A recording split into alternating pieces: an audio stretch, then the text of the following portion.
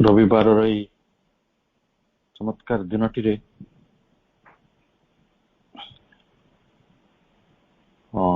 जो प्रश्नोत्तर कार्यक्रम आरंभ करने जाऊँ गोटे भल प्रश्न आमको गुरु पूर्णिमा अवसर भाई पचार काली भी से प्रश्न टी मन पकड़े आम से श्लोकर अर्थ रु आरंभ कर श्लोकटी हेलो भाई अपा वंदे मातरम कटि जाइए वंदना गाई पानी बारंबार नेटवर्क प्रोब्लेम है। हाँ ठीक अच्छे सेठू आम जो पढ़ी जे ब्रह्मानंदम परम सुखदम केवलम ज्ञानमूर्तिम द्वंद्वातीतं गगन सदृशं तत्त्वमस्यादिलक्ष्यम् एकं नित्यं विमलम् अचलं सर्वधि सख्यभूतं भावातीतं त्रिगुणरहितं सद्गुरु तं नमामि। भयंकर प्रश्न थिला जे ये जो तत्त्वमस्यादिलक्ष्यम् एपरि कहीं कह जाउछि बा मुख्यतः ये श्लोकटीर अर्थ कौन हो पारे जे गुरु को जिते कल्पना करा जाउछि तांको कहा जाउछि ब्रह्मानंदम ब्रह्मानंद प्राप्त व्यक्ति अर्थात ब्रह्म कहले भगवान भगवान जे आनंद को प्राप्त करिसंति परम सुखदम जे the bestower of supreme happiness जे सुप्रीम परम सुख को प्राप्त करिसंति केवलम ज्ञानमूर्तिम व्हिच नॉलेज एब्सोल्यूट अर्थात संपूर्ण भाव रे जानकर ज्ञान मूर्ति की रहिसंति बा से केवल ज्ञान भिन्न अन्य किछि चिंता करते नहीं बा कोई जे नॉलेज एब्सोल्यूट कहले पूर्ण ज्ञान जहाँ को प्राप्त होइछि द्वंद्वातीतम द्वंद्वातीतम कहले जहाँ को पाखरे द्वंद्व नहीं द्वंद्वर अतीत तांकर जी माने सब द्वंद्व भितर थाउ साधारण मन रुवा मनुष्यटी द्वंद्व भितर थाए आम देखु सब कौन सी विषय आसला मात्रे आमर माइंड टा अपोजिट को गति कर जाए यहाँ ना कि किंतु से अपोजिट नष्ट होता है। आउ गोटे कथाटी द्वंद्वातीत कहुपर जे जो अपोजिट्स गुड़िक समान भाव में सत्य अटंती जो भली आम बहु बार से आलोचना करी भगवान स्वरूप को देखा गोटे हूँ अरूप गोटे दृष्टि से गोटे दृष्टि रूपवान गोटे दृष्टि से अनाकार गोटे दृष्टि से साकार गोटे दृष्टि से निर्गुण गोटे दृष्टि से सगुण ताले ये अपोजिट्स याकू भी से गोटे जगह समाप्त कर बुझी पारि अर्थात जहाँकर ये जो द्वंद्व नहीं गगन सदृशम श्री अरविंद हमको सब कहते से कथा प्रसारित को से एते प्रसारित गुरु सत्ता एक्सपांसिव लाइक द स्काई आकाश पड़ी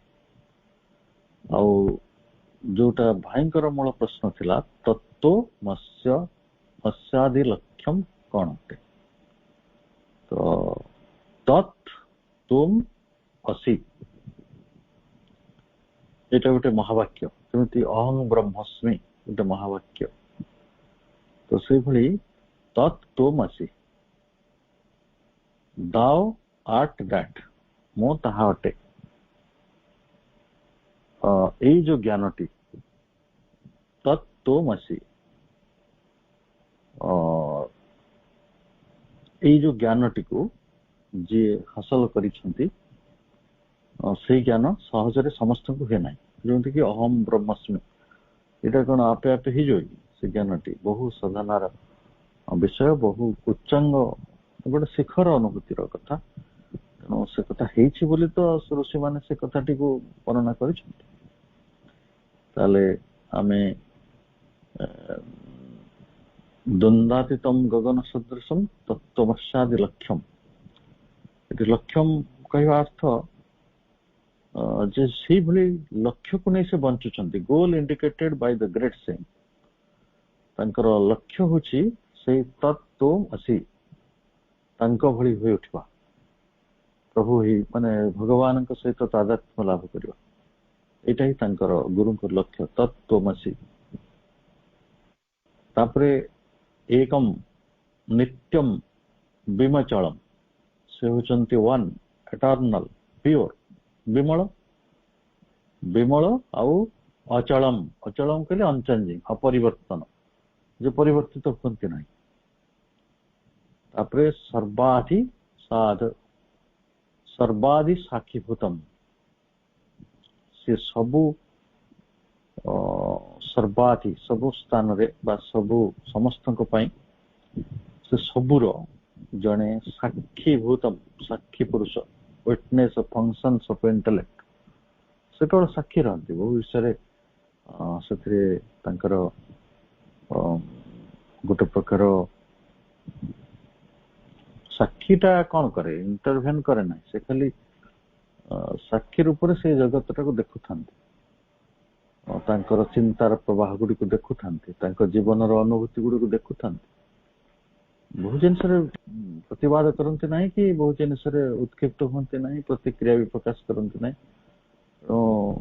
ସେମିତି ଗୁରୁ ସତ୍ତାଙ୍କୁ ଆମେ ପରିକଳ୍ପନା କରିପାରୁଛୁ, ପ୍ରଭୁ ଶ୍ରୀ ଅରବିନ୍ଦଙ୍କୁ ଦେଖିପାରୁଛୁ ଯେ ସେ କିଭଳି ଭାବରେ ସବୁ ବିଷୟରେ କେବଳ ସାକ୍ଷୀଭୂତମ ହେଇକି ରହିପାରୁଥିଲେ।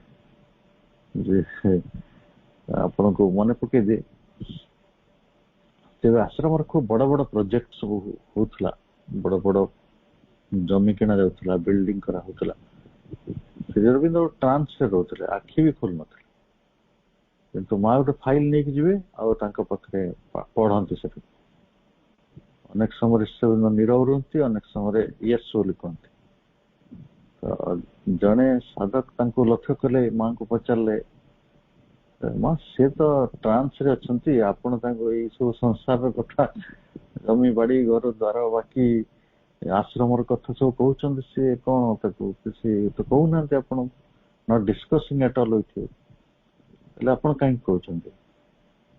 ମା କହିଲେ ଯେ ତମେ ବୁଝିବାକୁ ପଡିବ ଯେ ସେତେବେଳେ ସେ ହଁ କହୁଛନ୍ତି, that is direct approval from the god, ଭଗବାନଙ୍କ ଠାରୁ ଗୋଟେ ଆପ୍ରୁଭାଲ ମିଳୁଛି। ତେଣୁ ନ୍ୟାଚୁରାଲି ସେ କଥାକୁ ବୁଝିବାକୁ ପଡେ। ତେଣୁ ସେ ଯେ ସାକ୍ଷୀଭୂତ ହେଇକି ରହିପାରନ୍ତି ସବୁ ଅବସ୍ଥାରେ, ତାହା ହେଉଛି ତାର ଲକ୍ଷଣ। ତାପରେ ଭାବାତୀତମ, ସେଇଟା ଆମ ମେଣ୍ଟାଲ ଭାବର ଅତୀତ। ଆମ ଭିତରେ ଅନେକ ଭାବ ତିଆରି ହଉଛି, ମେଣ୍ଟାଲ କଣ୍ଡିସନ ଆମ ଭିତରେ ବହୁତ ଅଛି, ମନର ଅନେକ ପ୍ରକାର ଜାର୍ଗନ୍ସ ରହିଛି, ମନର ଅନେକ ପ୍ରକାର କ୍ରିୟା ରହିଛି, ମନର କେତେ କେତେ ପର୍ଯ୍ୟାୟ ଦେଇକି ମଣିଷକୁ ଗତି କରିବାକୁ ପଡୁଛି। ସେ ହଉଛି ଭାବର ଅତୀତମ। ଭାବନା ତାଙ୍କ ପାଖରେ ବେଶୀ ପ୍ରଭାବ ପକାଏ ନାହିଁ। ତ୍ରିଗୁଣ ରହିତମ, ଆମେ ଜାଣିଛୁ ଯେ ଆମ ପାଖରେ ସତ୍ୟ, ରୋଜ, ତମର ଗୋଟେ ପ୍ରଭାବ ରହିଛି ଆମ ପ୍ରାଣ ସତ୍ତାରେ ଏବଂ ମନ ସତ୍ତାରେ ବି। ତ ସେଇ ତ୍ରିଗୁଣ ରହିତମ କହିଲେ ଯୋଉମାନଙ୍କର ତିନିଟି ଗୁଣ ସମନ୍ୱୟ ଭିତରକୁ ଆସିଛି, ଗୋଟେ ହାରମୋନି ଭିତରକୁ ଆସିଛି, ସେଠି ଗୋଟେ ପ୍ରକାର ସେମାନେ ଊର୍ଦ୍ଧ୍ୱକୁ ସେଟା ଯିବା, ବିୟଣ୍ଡ ଗୁଣ ଅଛି।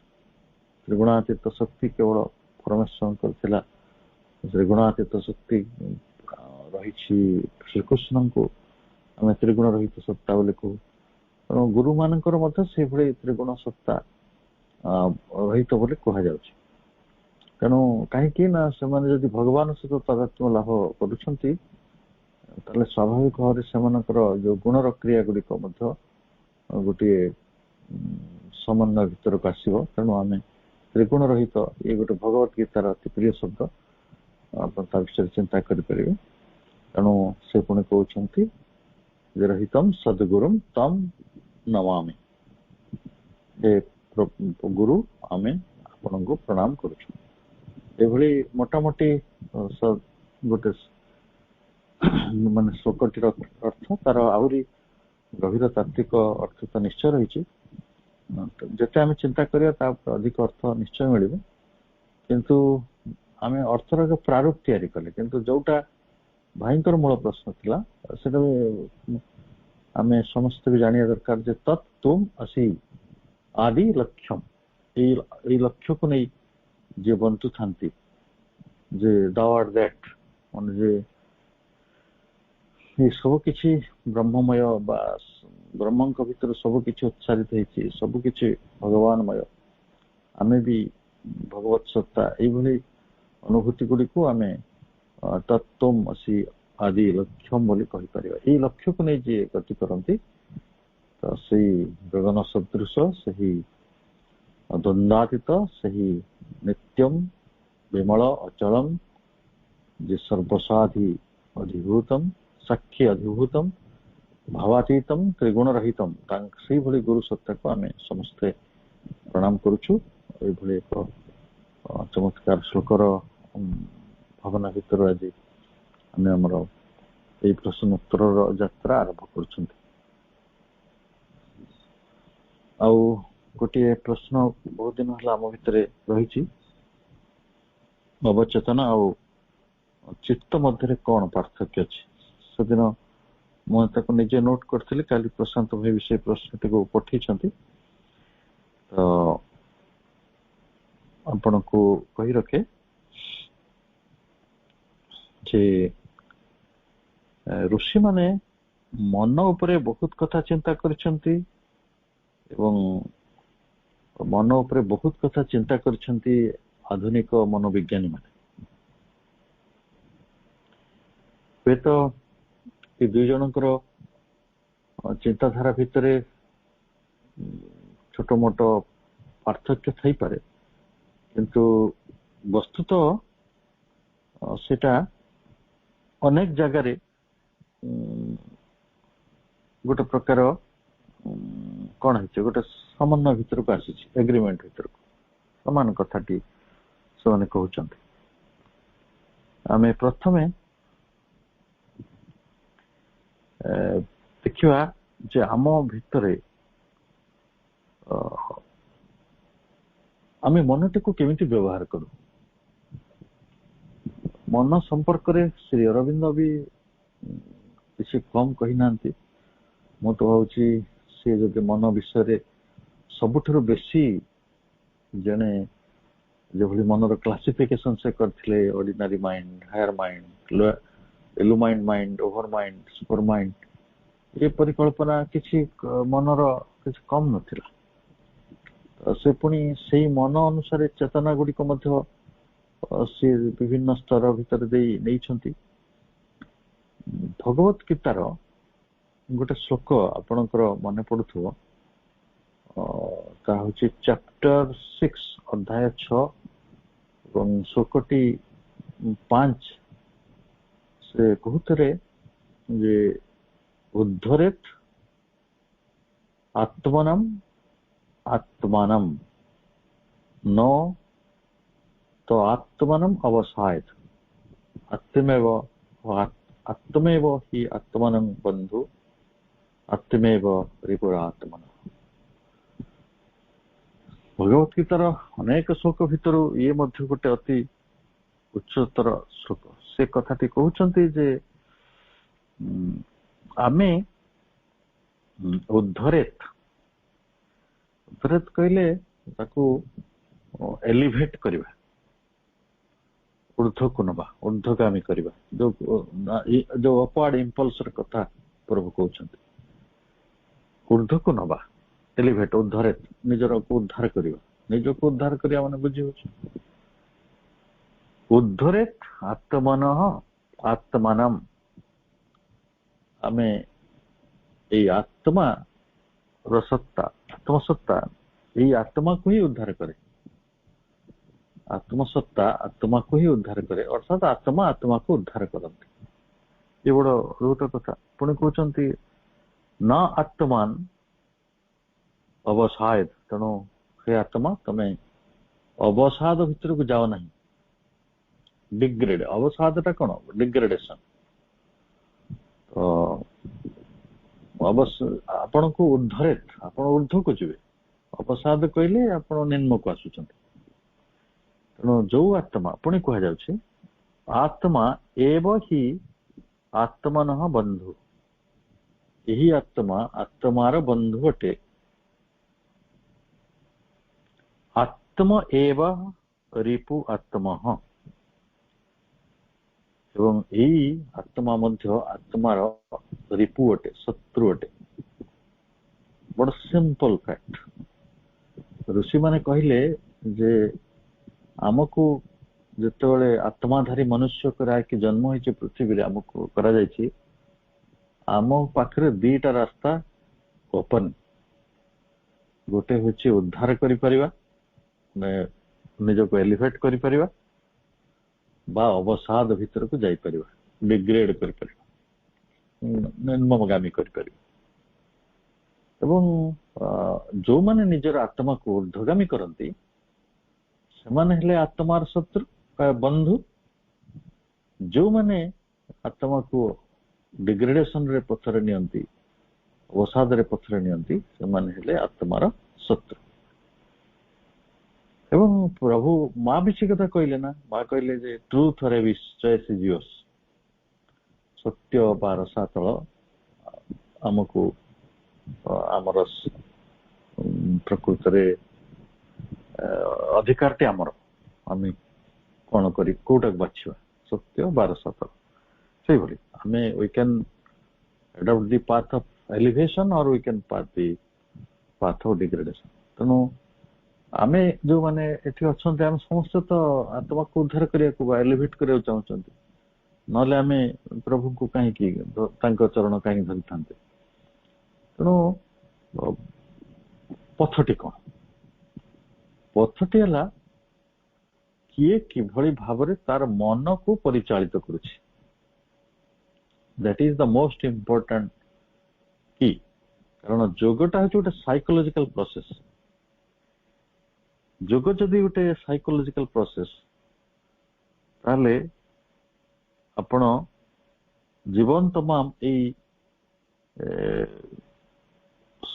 ମନକୁ ନେଇକି ସାଧନା, ଅନ୍ତତଃ ବେଶୀ ଶରୀରର ସାଧନା ହଉଛି, ପ୍ରାଣର ବି ସାଧନା ହଉଛି, ମନର ସାଧନା ହଉଛି, କିନ୍ତୁ ମନ ହଉଛି ମୁଖ୍ୟ। ଆପଣ ଯୋଉ ସାଧନା କରନ୍ତୁ, ଶରୀରର ସାଧନା କରିବାକୁ ହେଲେ ବି ମନ ତାକୁ ପରିଚାଳିତ କରେ, ଏବଂ ପ୍ରାଣର ସାଧନା ହେଲେ ବି ମନ ତାକୁ ପରିଚାଳିତ କରେ। ଯେହେତୁ ମନ ଅଛି, ଆମେ ସେଥିପାଇଁ ସାଧନାକୁ ଯାଇପାରୁଛୁ, ଅନ୍ୟ ପ୍ରାଣୀ ମାନେ ଯାଇପାରୁନାହାନ୍ତି। ତାହେଲେ ବେଳେ ବେଳେ ଏଇ ଯୋଉ ମନର ଚିତ୍ତର କଥା ଆମେ ଯେତେବେଳେ ଆଲୋଚନା କରୁଛୁ, ଏଇ ଯୋଉ ମନଟାକୁ ବ୍ୟବହାର କରିବା ପାଇଁ ହେଲେ ମନର ଯୋଉ ଋଷି ମାନେ ଯାହା କହିଛନ୍ତି ତାକୁ ଆମେ ଭାବିବା ଉଚିତ। କଣ କହିଛନ୍ତି? ସେ କହୁଛନ୍ତି 4ଟି ସ୍ତରରେ ମନ କାମ କରୁଛି। ଗୋଟିଏ ସ୍ତର ହଉଛି ମନ, ଯାହାକୁ ଆମେ କହୁଛୁ when it creates thoughts, କେବଳ ଚିନ୍ତା ତିଆରି କରେ। ଆମେ ଟିକେ ଏଇଠି ଅଟକି ଯିବା। କେତେ ଚିନ୍ତା ତିଆରି କରେ ମନ, କେତେ ଚିନ୍ତା ତିଆରି କରେ? ମୁଁ ଭାବୁଛି ସକାଳେ ଆମେ କିଏ 4:30ରେ ଉଠିଛନ୍ତି, କିଏ 4ରେ ଉଠିଛନ୍ତି, କିଏ ତା ଆଗରୁ ଉଠିଥିବେ, କିଏ 4:30 ପରେ ଉଠିଛନ୍ତି। ଏଇ ଅଧଘଣ୍ଟାର ଅବଧି ଭିତରେ କି ଘଣ୍ଟାକର ଅବଧି ଭିତରେ ଆମ ମନ, ମୁଁ ଭାବୁଛି ଲକ୍ଷ ଲକ୍ଷ ଚିନ୍ତା କରି ସାରିଲାଣି। ସକାଳୁ ସକାଳୁ ଉଠୁ ଉଠୁ ଏଇଟା ଚିନ୍ତାର ସମୁଦ୍ର, ଯେ ଏଟା ଗୋଟେ ଓସନ୍ ଅଫ ଥଟ୍ସ। ତ ବାହ୍ୟ ମନଟି ମୁଖ୍ୟତଃ ସେ ଗୋଟିଏ କାମରେ ବ୍ୟସ୍ତ ଥାଏ, ତାହା ହଉଛି ଯୋଉଟା ଆମେ ଚିନ୍ତା। ଆପଣଙ୍କୁ ଆଲୋଚନା ଚକ୍ରରେ କୁହାଯାଇଥିଲା ଯେ ଏଇଠି ସାଇକୋଲୋଜିଷ୍ଟ ମାନେ କହୁଛନ୍ତି ଯେ 3 ସ୍ତରରେ ମନ କାମ କରୁଛି। ପ୍ରଭୁ ମଧ୍ୟ ସେ କଥା କହୁଥିଲେ, ୱାର୍କିଂ କନସିୟସନେସ ର କଥା। ପ୍ରଥମ କଥା ହେଲା ଯେ ମଣିଷର ପ୍ରାତ୍ୟହିକ ମନ, ଯୋଉ 24 ଘଣ୍ଟାର ମନଟାକୁ ଦେଖିବେ, ସେ 8 ଘଣ୍ଟା ଅନକନସିୟସ୍ ଷ୍ଟେଟରେ ରହୁଛି, ଶୋଇ ପଡୁଛି, ସ୍ଲିପିଂ ଷ୍ଟେଟକୁ ପଳଉଛି। ଆଉ ବାକି ସମୟରେ ଆଇଦର ସିଏ ମାନେ ଗୋଟେ ଅବଚେତନା ଭିତରେ ଅନକନସିୟସ୍ ହେଇକି ରହୁଛି, ଯୋଉଟାକୁ ଆମେ ସବକନସିୟସ୍, ଆଉ ଅନକନସିୟସ୍ ମଝା ମଝି ଗୋଟେ କନଫ୍ୟୁଜନ ଷ୍ଟେଟ ରେ ସେ କିଛି ସଚେତନ ନୁହେଁ, ଆଉ କିଛିଟା ସେ ୱର୍କିଂ ଷ୍ଟେଟ ରେ ରହୁଛି ଯୋଉଟା ଜାଗ୍ରତ ରୂପରେ କିଛି ବିଷୟକୁ ନେଇ ଚିନ୍ତା କରୁଛି। ତ ସେମିତି 2/3 ଚାଲି ଯାଉଛି, ଯେତିକି ବାକି ରହିଲା ତାର 1/3 ରୁ, ଆଉ ବାକି ଯେତିକି ରହିଲା ତାର 2/3 ପଳଉଛି ଆପଣଙ୍କୁ ଗୋଟେ ଅସଚେତନ ସମୟରେ କଣ ଭାବୁଛନ୍ତି ଆପଣ ଜାଣନ୍ତି। ଆଉ ଅର୍ଥାତ ଶୋଇବା ସମୟରେ ମଧ୍ୟ ଆମେ ଅନେକ ସମୟରେ ଚିନ୍ତା କରୁଥାଉ। ଆପଣ ଦେଖିବେ ଡ୍ରିମ ରେ ବି ଗୋଟେ ଚିନ୍ତା ଗୁଡା ଚାଲୁଥାଏ, କେତେ କେତେ କଥା ସବୁ ଆମେ ଶୋଇଲା ବେଳେ ଭାବୁଥାଉ। ଅର୍ଥାତ ଯୋଉ ମନଟି ଆମ ପାଖରେ ରହିଛି ସେ କେବଳ ଚିନ୍ତାର ଚିନ୍ତାର ଚିନ୍ତାର ଚିନ୍ତାର ଚିନ୍ତାର ପ୍ରବାହ, କେବଳ ଚିନ୍ତା କରି ଚାଲିଛି। କିନ୍ତୁ ଯେତେବେଳେ ଆପଣ ଇଣ୍ଟେଲେକ୍ଟ ସ୍ତରକୁ ଆସିବେ, ବୌଦ୍ଧିକ ସ୍ତରକୁ, ବୁଦ୍ଧିର ସ୍ତରକୁ, ସେତେବେଳେ ବୁଦ୍ଧି କଣ କରେ ନା ଅନେକ ଜିନିଷକୁ ବିଶ୍ଳେଷଣ କରେ। ତ ଆମେ ତାଙ୍କୁ ସବୁ ବୁଦ୍ଧିବାଦୀ ବୋଲି କହୁ, ବା ଗୋଟେ ପ୍ରକାର ବୁଦ୍ଧିଜୀବୀ ବୋଲି କହୁ, ଯୋଉମାନେ ବୁଦ୍ଧିକୁ ନେଇ ବଞ୍ଚନ୍ତି। ପ୍ରାୟତଃ ଯୋଉମାନେ ବହୁତ ବଡ ପ୍ରଫେସନାଲ ସବୁ, ଆମେ ଡାକ୍ତର ମାନଙ୍କୁ, ଇଞ୍ଜିନିୟର ମାନଙ୍କୁ, ଓକିଲ ମାନଙ୍କୁ, ଜଜ୍ ମାନଙ୍କୁ, ବା ପଲିଟିସିଆନ ମାନଙ୍କୁ, ଏମାନେ ସବୁ, ଆଉ ବା ଶିକ୍ଷକ ମାନଙ୍କୁ ଟୁ ସମ୍ ଏକ୍ସଟେଣ୍ଟ ଆମେ ବୁଦ୍ଧିଜୀବୀ ଶ୍ରେଣୀରେ ନଉଛେ, କହୁଛେ ସେମାନେ ସବୁ ସମାଜର ବୁଦ୍ଧିଜୀବୀ। ଅର୍ଥାତ ବୁଦ୍ଧିକୁ ନେଇ ସେମାନେ ବଞ୍ଚନ୍ତି, ଅର୍ଥାତ ସେମାନେ ଏନାଲାଇଜ କରନ୍ତି ଆଉ ଡିସାଇଡ କରନ୍ତି। ଜଣେ ରୋଗୀ ଡାକ୍ତର ପାଖରେ ଯାଇ ତାଙ୍କ ସମସ୍ୟାଟି କହିଲେ, ଡାକ୍ତର ତାକୁ ବୁଦ୍ଧି ଜରିଆରେ ବିଶ୍ଳେଷଣ କରନ୍ତି ଏବଂ ବିଶ୍ଳେଷଣ କଲା ପରେ ଏଇ ରୋଗ ପାଇଁ କଣ ନିଦାନ ହେଇପାରିବ ସେ ବିଷୟରେ ନିଜର ନିଷ୍ପତ୍ତି ଜଣାନ୍ତି। ତେଣୁ ସେଇଟା ତାଙ୍କର ବୁଦ୍ଧିଗତ ବ୍ୟାପାର। ଏବଂ ଏଇ ଜଗତରେ ଯୋଉମାନେ ବୁଦ୍ଧିମାନ, ଯୋଉମାନେ ବୁଦ୍ଧିକୁ ଉପଯୋଗ କରନ୍ତି, ଯୋଉମାନେ ବୁଦ୍ଧିକୁ ନେଇ ବଞ୍ଚନ୍ତି, ସେ ମଧ୍ୟ ଗୋଟିଏ ପ୍ରକାର ସଫଳତା। ଏବଂ ସେଇ ଲୋକମାନଙ୍କୁ, କେବଳ ମନର ଚିନ୍ତା ଗୁଡିକୁ ନେଇ ବଞ୍ଚୁଥିବା ମଣିଷକୁ ଉର୍ଦ୍ଧ୍ୱରେ ହୁଏତ ଆମେ ବୁଦ୍ଧିକୁ ସ୍ଥାପିତ କରିପାରିବା, କାରଣ ଏଟା ଟିକେ ଅଧିକ ବିଶ୍ଳେଷଣ ଧର୍ମୀ ମନ। କେବଳ ସେ ଚିନ୍ତା କରେ ଯା ନାହିଁ, ନିଜର ଚିନ୍ତା ଗୁଡିକୁ ବିଶ୍ଳେଷଣ କରେ ଏବଂ ତା ଭିତରୁ ନିଜର ଗୋଟେ ନିକର୍ଷ ବା ଗୋଟେ ଉପସଂହାର, ଗୋଟେ ପ୍ରକାର କନକ୍ଲୁଜନ ରେ ବା ଡିସିସନ, ଯୋଉଟାକୁ ଆମେ କହୁଛୁ ନିଷ୍ପତ୍ତି, ସେ ନିଷ୍ପତ୍ତିରେ ହୁଏତ ସେ ପହଞ୍ଚି ପାରେ। ଏବଂ ତୃତୀୟ ପ୍ରକାରର ଯୋଉ ଘଟଣାଟି ଘଟୁଛି ସେଟା ହଉଛି ଚିତ୍ତର। ଆପଣଙ୍କର ମୂଳ ପ୍ରଶ୍ନ ତାହା ଥିଲା, ଚିତ୍ତ ଆଉ ଅବଚେତନା ଭିତରେ କଣ ପାର୍ଥକ୍ୟ ରହିଛି। ତ ଚିତ୍ତ ହେଲା ଯେ କୌଣସି ବସ୍ତୁ ବା କୌଣସି ବ୍ୟକ୍ତି ପ୍ରତି ଯେତେବେଳେ ମନର ଗୋଟେ ଆସକ୍ତି ତିଆରି ହୁଏ, ତାହା ହଉଛି ଚିତ୍ତର ଅବସ୍ଥା। ଦେଖନ୍ତୁ, ଏଇଟାକୁ ଏଇ ଷ୍ଟେଟରେ ମନ ଯେତେବେଳେ ଗୋଟେ ଚିତ୍ତ ଅବସ୍ଥାରେ ରହୁଛି, ସେଇଠି ତାର ବେନିଫିଟ ଅଛି ଆଉ ସେଇଠି ତାର ଡେଞ୍ଜର ବି ଅଛି। ବେନିଫିଟ ହେଲା ଯେତେବେଳେ ତାକୁ ଆପଣ ପରମ ପ୍ରଭୁଙ୍କ ସହିତ ସଂଲଗ୍ନ କରିବେ, ଏକ ତତ୍ତ୍ୱ ସହିତ ସଂଗ୍ରାମ କରି ଯୋଡ଼ିବେ, ଯୋଉଟା ଆମେ ଏବେ ପଢୁଥିଲେ ତତ୍ତ୍ୱମସି ଆଦି ଲକ୍ଷ୍ୟମ୍, ଏଇଭଳି ଗୋଟେ ଲକ୍ଷ୍ୟରେ ନେଇ ଯେତେବେଳେ ଆପଣ ବଞ୍ଚୁଥିବେ ଗୋଟେ, ସେତେବେଳେ ଏଇ ଚିତ୍ତର ଅବସ୍ଥାଟି ଜଣଙ୍କର ଆତ୍ମାର ବନ୍ଧୁ ଭାବରେ କାମ କରିବ ଏବଂ ଆତ୍ମାକୁ ଉଦ୍ଧାରର ପଥରେ ବା ଏଲିଭେସନର ପଥରେ, ଉତ୍ତରଣର ପଥରେ, ଆରୋହଣର ପଥରେ ନେଇପାରିବ। କିନ୍ତୁ ଏ ଦୁନିଆରେ ଅନେକ ଲୋକ ଅଛନ୍ତି ଯୋଉମାନେ ସେ ଚିତ୍ତଟାକୁ ସଂସାରରେ କୌଣସି ଗୋଟେ ବ୍ୟକ୍ତି କି ସଂସାରର ଗୋଟେ ଘଟଣା ପଛରେ ଲଗେଇ ଦିଅନ୍ତି। ସେମାନେ, ସେଟା ବି ଗୋଟେ ଚିତ୍ତର ଅବସ୍ଥା, କିନ୍ତୁ ସେଇ ଜାଗାରେ ଅବସାଦ ହବାର ବା ଡିଗ୍ରେଡେସନ ହବାର ବହୁ ସମ୍ଭାବନା ରହିଛି। ତେଣୁ ଯୋଉ ଚିତ୍ତ ଅବସ୍ଥାଟି, ଚିତ୍ତାବସ୍ଥା, ସେଟା ଚେତନାର ଅବସ୍ଥା ଏବଂ ବୁଦ୍ଧି ଠାରୁ ଚେତନାଟି ଆଉ ଟିକେ ଅଧିକ ଶକ୍ତିଶାଳୀ ଆଉ ମାର୍ମିକ ବିଷୟ। କିନ୍ତୁ ଏଇ ଜାଗାରେ ଯେହେତୁ ଅଧିକ, ଯେମିତି ଗୋଟେ ଗାଡି ଅଧିକ ସ୍ପିଡ ନେଇଗଲେ ଆପଣଙ୍କୁ ଲାଭ ବି ଅଛି, ଆପଣ ଜଲ୍ଦି ପହଞ୍ଚି ପାରିବେ। ଆଉ ଗାଡି ଯଦି ଅଧିକ ସ୍ପିଡ ନେଇଯାଏ, ଦୁର୍ଘଟଣା ହବାର ବି ସମ୍ଭାବନା ରହିଛି। ତେଣୁ ଏଇଟା ହଉଛି ସେଇ ଅବସ୍ଥା, ଚିତ୍ତର ଅବସ୍ଥାଟି, ଯୋଉଠି ଆପଣ ନିଜର ମନଟାକୁ କେନ୍ଦ୍ରିତ କରିପାରୁଛନ୍ତି। କନସେନ୍ଟ୍ରେସନରେ ଆମେ ଯାହା ହାସଲ କରୁ ତାହା ହଉଛି ଚିତ୍ତାବସ୍ଥା, ଚେତନାର ଅବସ୍ଥା। ଏବଂ ସେଇ ଷ୍ଟେଟରେ ଯଦି ଆପଣ କୌଣସି ଏକ ତତ୍ତ୍ୱ ସହିତ ନିଜକୁ ସମ୍ମିଳିତ କରୁଛନ୍ତି, କାରଣ ଏଇଟା ହଉଛି ସେଇ ଅବସ୍ଥା ଯାହା ଗୋଟେ ଅବଜେକ୍ଟ ସହିତ ବା ଗୋଟେ ପର୍ସନ ସହିତ ଆପଣଙ୍କୁ ସଂଲଗ୍ନ କରେ। ଯୋଉମାନେ ପ୍ରଭୁଙ୍କ ସହିତ ରହିଛନ୍ତି, ମାନେ we are attached with Sri Aurobindo, though he is not a person, he is something beyond definition to my opinion।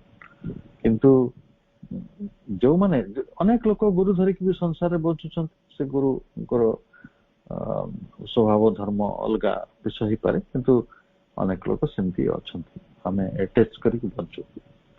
ଇଏ ଦେଖିବେ ଆମେ କାହାରି ନା କାହାରି ମଣିଷ କାହାକୁ ଗୋଟେ ନିତାନ୍ତ ଭଲ ପାଉଛି, କୋଉଠି ଗୋଟେ ଜାଗାକୁ ସେ ନିତାନ୍ତ ଭଲ ପାଉଛି, ସେ କେବଳ ସେଇ ଜାଗାରେ ତାକୁ ଭଲ ଲାଗିବ, ଅନ୍ୟ ଜାଗା ତାକୁ ଭଲ ଲାଗିବନି।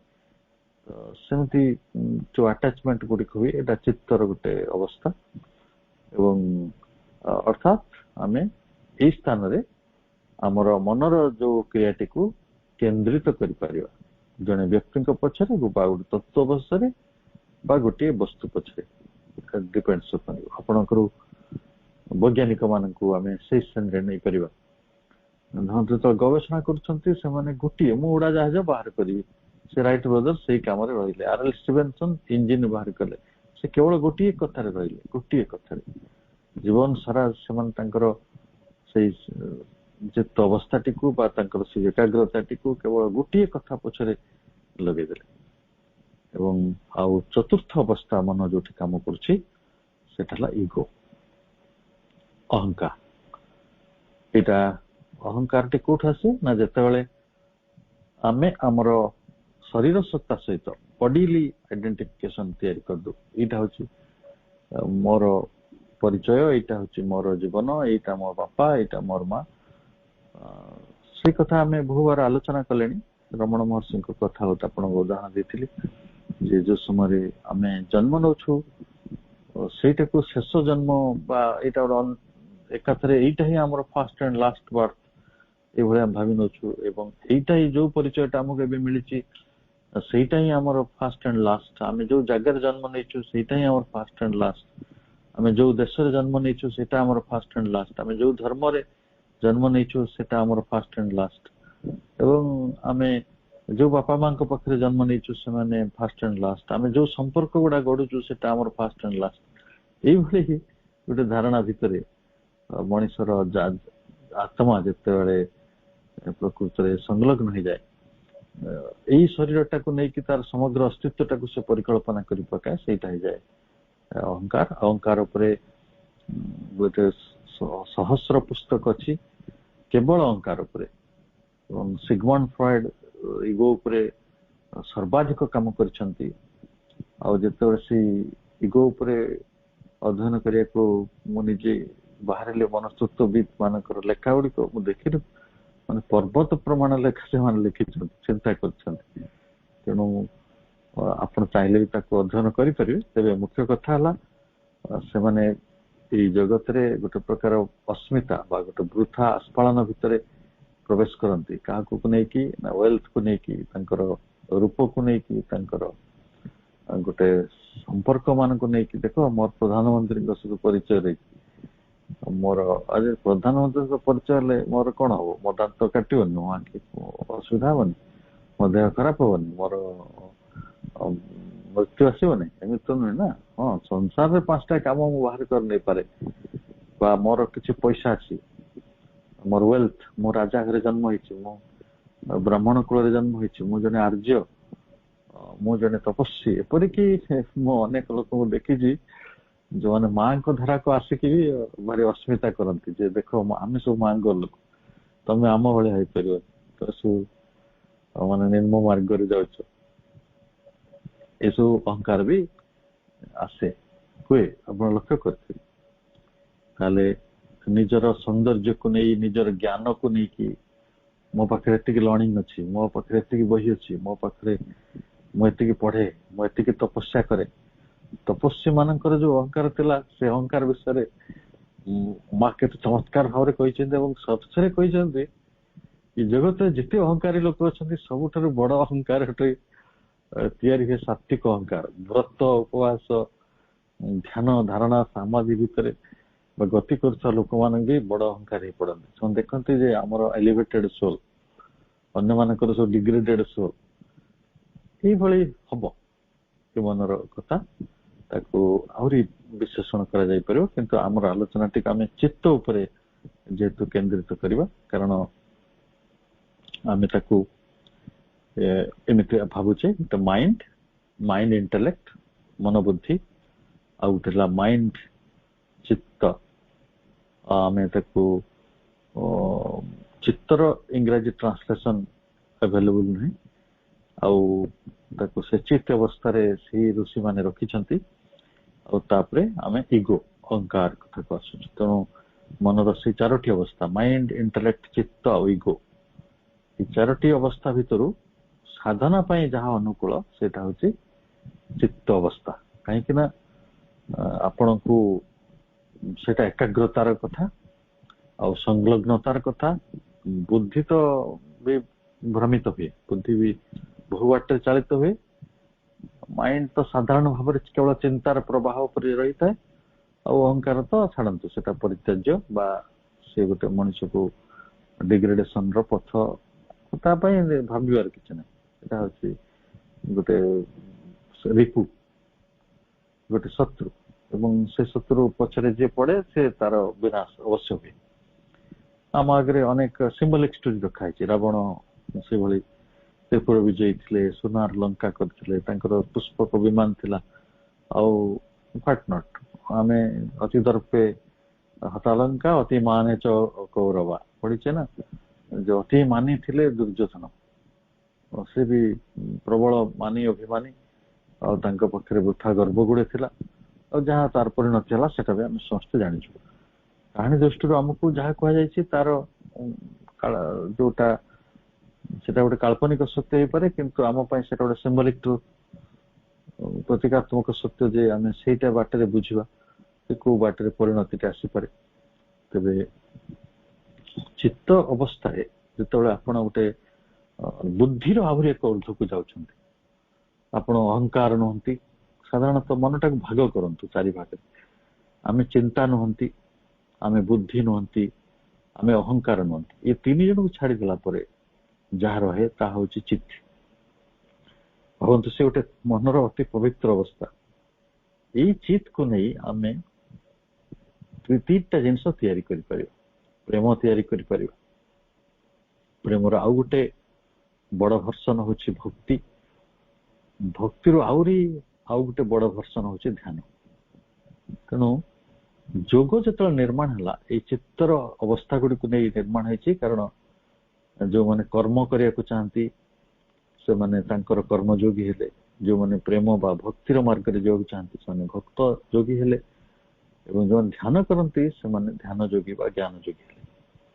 ଏଇ ବାଟରେ ଚିତ୍ତର ଅବସ୍ଥାକୁ ନେଇ ମଣିଷ ଷ୍ଟେଟ୍ ଅଫ୍ କନସିୟସନେସ୍ କୁ ନେଇକି ଆମେ ଏଇ ଯୋଗର ପଥଟିକୁ ନିର୍ମାଣ କରୁ। ଆଉ ରହିଲା ଏଇ ଚିତ୍ତ ଆଉ ଅବଚେତନ ଭିତରର ପାର୍ଥକ୍ୟର କଥା। ତ ଅବଚେତନା ସମ୍ପର୍କରେ ଖୁବ ସୁନ୍ଦର ଭାବରେ ଲେଖିଛନ୍ତି ଗୋଟେ ବହି, ଆମ ସମସ୍ତଙ୍କର ନଜରରେ ପଡେ। ସେଇଟା ହଉଛି ଦିବ୍ୟ ଜୀବନର ସନ୍ଧାନ, ପଶୁପତି ଭଟ୍ଟାଚାର୍ଯ୍ୟ। ବହୁତ ପୁରୁଣା ଲେଖକ, ବହୁତ ପୁରୁଣା ବହି ସେଇଟା। ବୋଧେ ତାଙ୍କର ସେ ମୂଳ ରଚନାଟି ବଙ୍ଗଳାରେ ଥିଲା, ତାକୁ ପରବର୍ତ୍ତୀ ସମୟରେ ମହାପାତ୍ର ନୀଳମଣି ସାହୁ ତାକୁ ଅନୁବାଦ କରିଥିଲେ ଓଡ଼ିଆରେ। ସେଥିରେ ସେ ଏଇ ଯୋଉ ଆମର ଅବଚେତନା ସମ୍ପର୍କରେ କିଛି କଥା ରଖୁଛନ୍ତି। ସେ କହୁଛନ୍ତି ଯେ ଆମ ମନର ତଳେ, ଆମ ଅଜାଣତରେ ଅବଚେତନା ରହିଛି, ଏବଂ ସେ କଥା ବି ଆମେ ଆଲୋଚନା କରିଛନ୍ତି ଯେ ଗୋଟେ ପୋଖରୀରେ ପାଣି ଗୁଡିକ ରହିଛି ଏବଂ ତା ତଳେ ପଙ୍କ ରହିଛି। ସେ ପଙ୍କଟା ପୁଣି ତା ତଳକୁ ଯେତେବେଳେ ଯିବେ ଦେଖିବେ ମାଟି, ତା ତଳେ ଯିବେ ମାଟି, ତା ତଳେ ଯିବେ ମାଟି, ତା ତଳେ ଯିବେ ପଥର, ସେଟା ତାର କିଛି ଶେଷ ନାହିଁ, ଅସରନ୍ତି। କିନ୍ତୁ ପାଣିଟାକୁ ଯଦି ଦେଖିବେ, ପାଣିର ପରିମାଣ 5 ଫୁଟ ହେଇଥିବ, ନହେଲେ 6 ଫୁଟ ହେଇଥିବ, କି 7 ଫୁଟ ହେଇଥିବ, 8 ଫୁଟ, ଯାହା ଆପଣଙ୍କ ପୋଖରୀର ଗଭୀରତା ଅନୁସାରେ। ତେଣୁ ପାଣିର ପରିମାଣ ପଙ୍କର ପରିମାଣ ଅପେକ୍ଷା ଅନେକ କମ ଅଟେ। ଏ କଥାଟି କୁହାଯାଉଛି ଯେ ତାର ଉପରର ଜାଣତ ଅଂଶ ଟିକକ ଅପେକ୍ଷା ଏଇ ମନର ତଳେ ଯୋଉ ଅବଚେତନ ରହିଛି ସେଇଟା ଅନେକ ପରିମାଣରେ ବେଶୀ। ଯଦି ତଳେ ଉପରେ କହିଲେ ଆମେ ଗୋଟେ କନଫ୍ୟୁଜନ ହେଇଯାଉ, ମାନେ କଣ ସତେ ଗୋଟେ ବାଡି ଅଛି, ତାର ଉପର ଭାଗ ଅଛି, ଗୋଟେ ତଳ ଭାଗ ଅଛି, ସେପରି ନୁହେଁ। ଆମେ ଗୋଟେ ସରଫେସ ମାଇଣ୍ଡକୁ ନେଇ ବଞ୍ଚୁଛୁ, ତାକୁ ହିଁ ବ୍ୟବହାର କରିକି ଆମର ମନ, ବୁଦ୍ଧି, ଚିତ୍ତ, ଅହଙ୍କାର ତିଆରି କରୁଛୁ। କିନ୍ତୁ ପ୍ରକୃତରେ ଏଇ ସବୁର ପର୍ଯ୍ୟାୟ ତଳେ ମଧ୍ୟ ଆମ ଗୋଟେ ବିନିଟ୍ ଦ୍ୟାଟ୍, ଆମେ ଯୋଉଟାକୁ ଜାଣୁନାହୁଁ, ଜାଣିପାରୁନାହୁଁ, ସେ ବି ଆମକୁ ଭୀଷଣ ଭାବରେ ନିୟନ୍ତ୍ରଣ କରେ, ଭୀଷଣ। କିନ୍ତୁ ତାର ପ୍ରଭାବ ସମ୍ପର୍କରେ ଆମେ ବହୁତ ସଚେତନ ହେଇପାରୁନାହିଁ, ବା ତାର ଉପସ୍ଥିତି ସମ୍ପର୍କରେ ଆମ ପାଖରେ ଅନେକ ସଚେତନତା ନଥାଏ।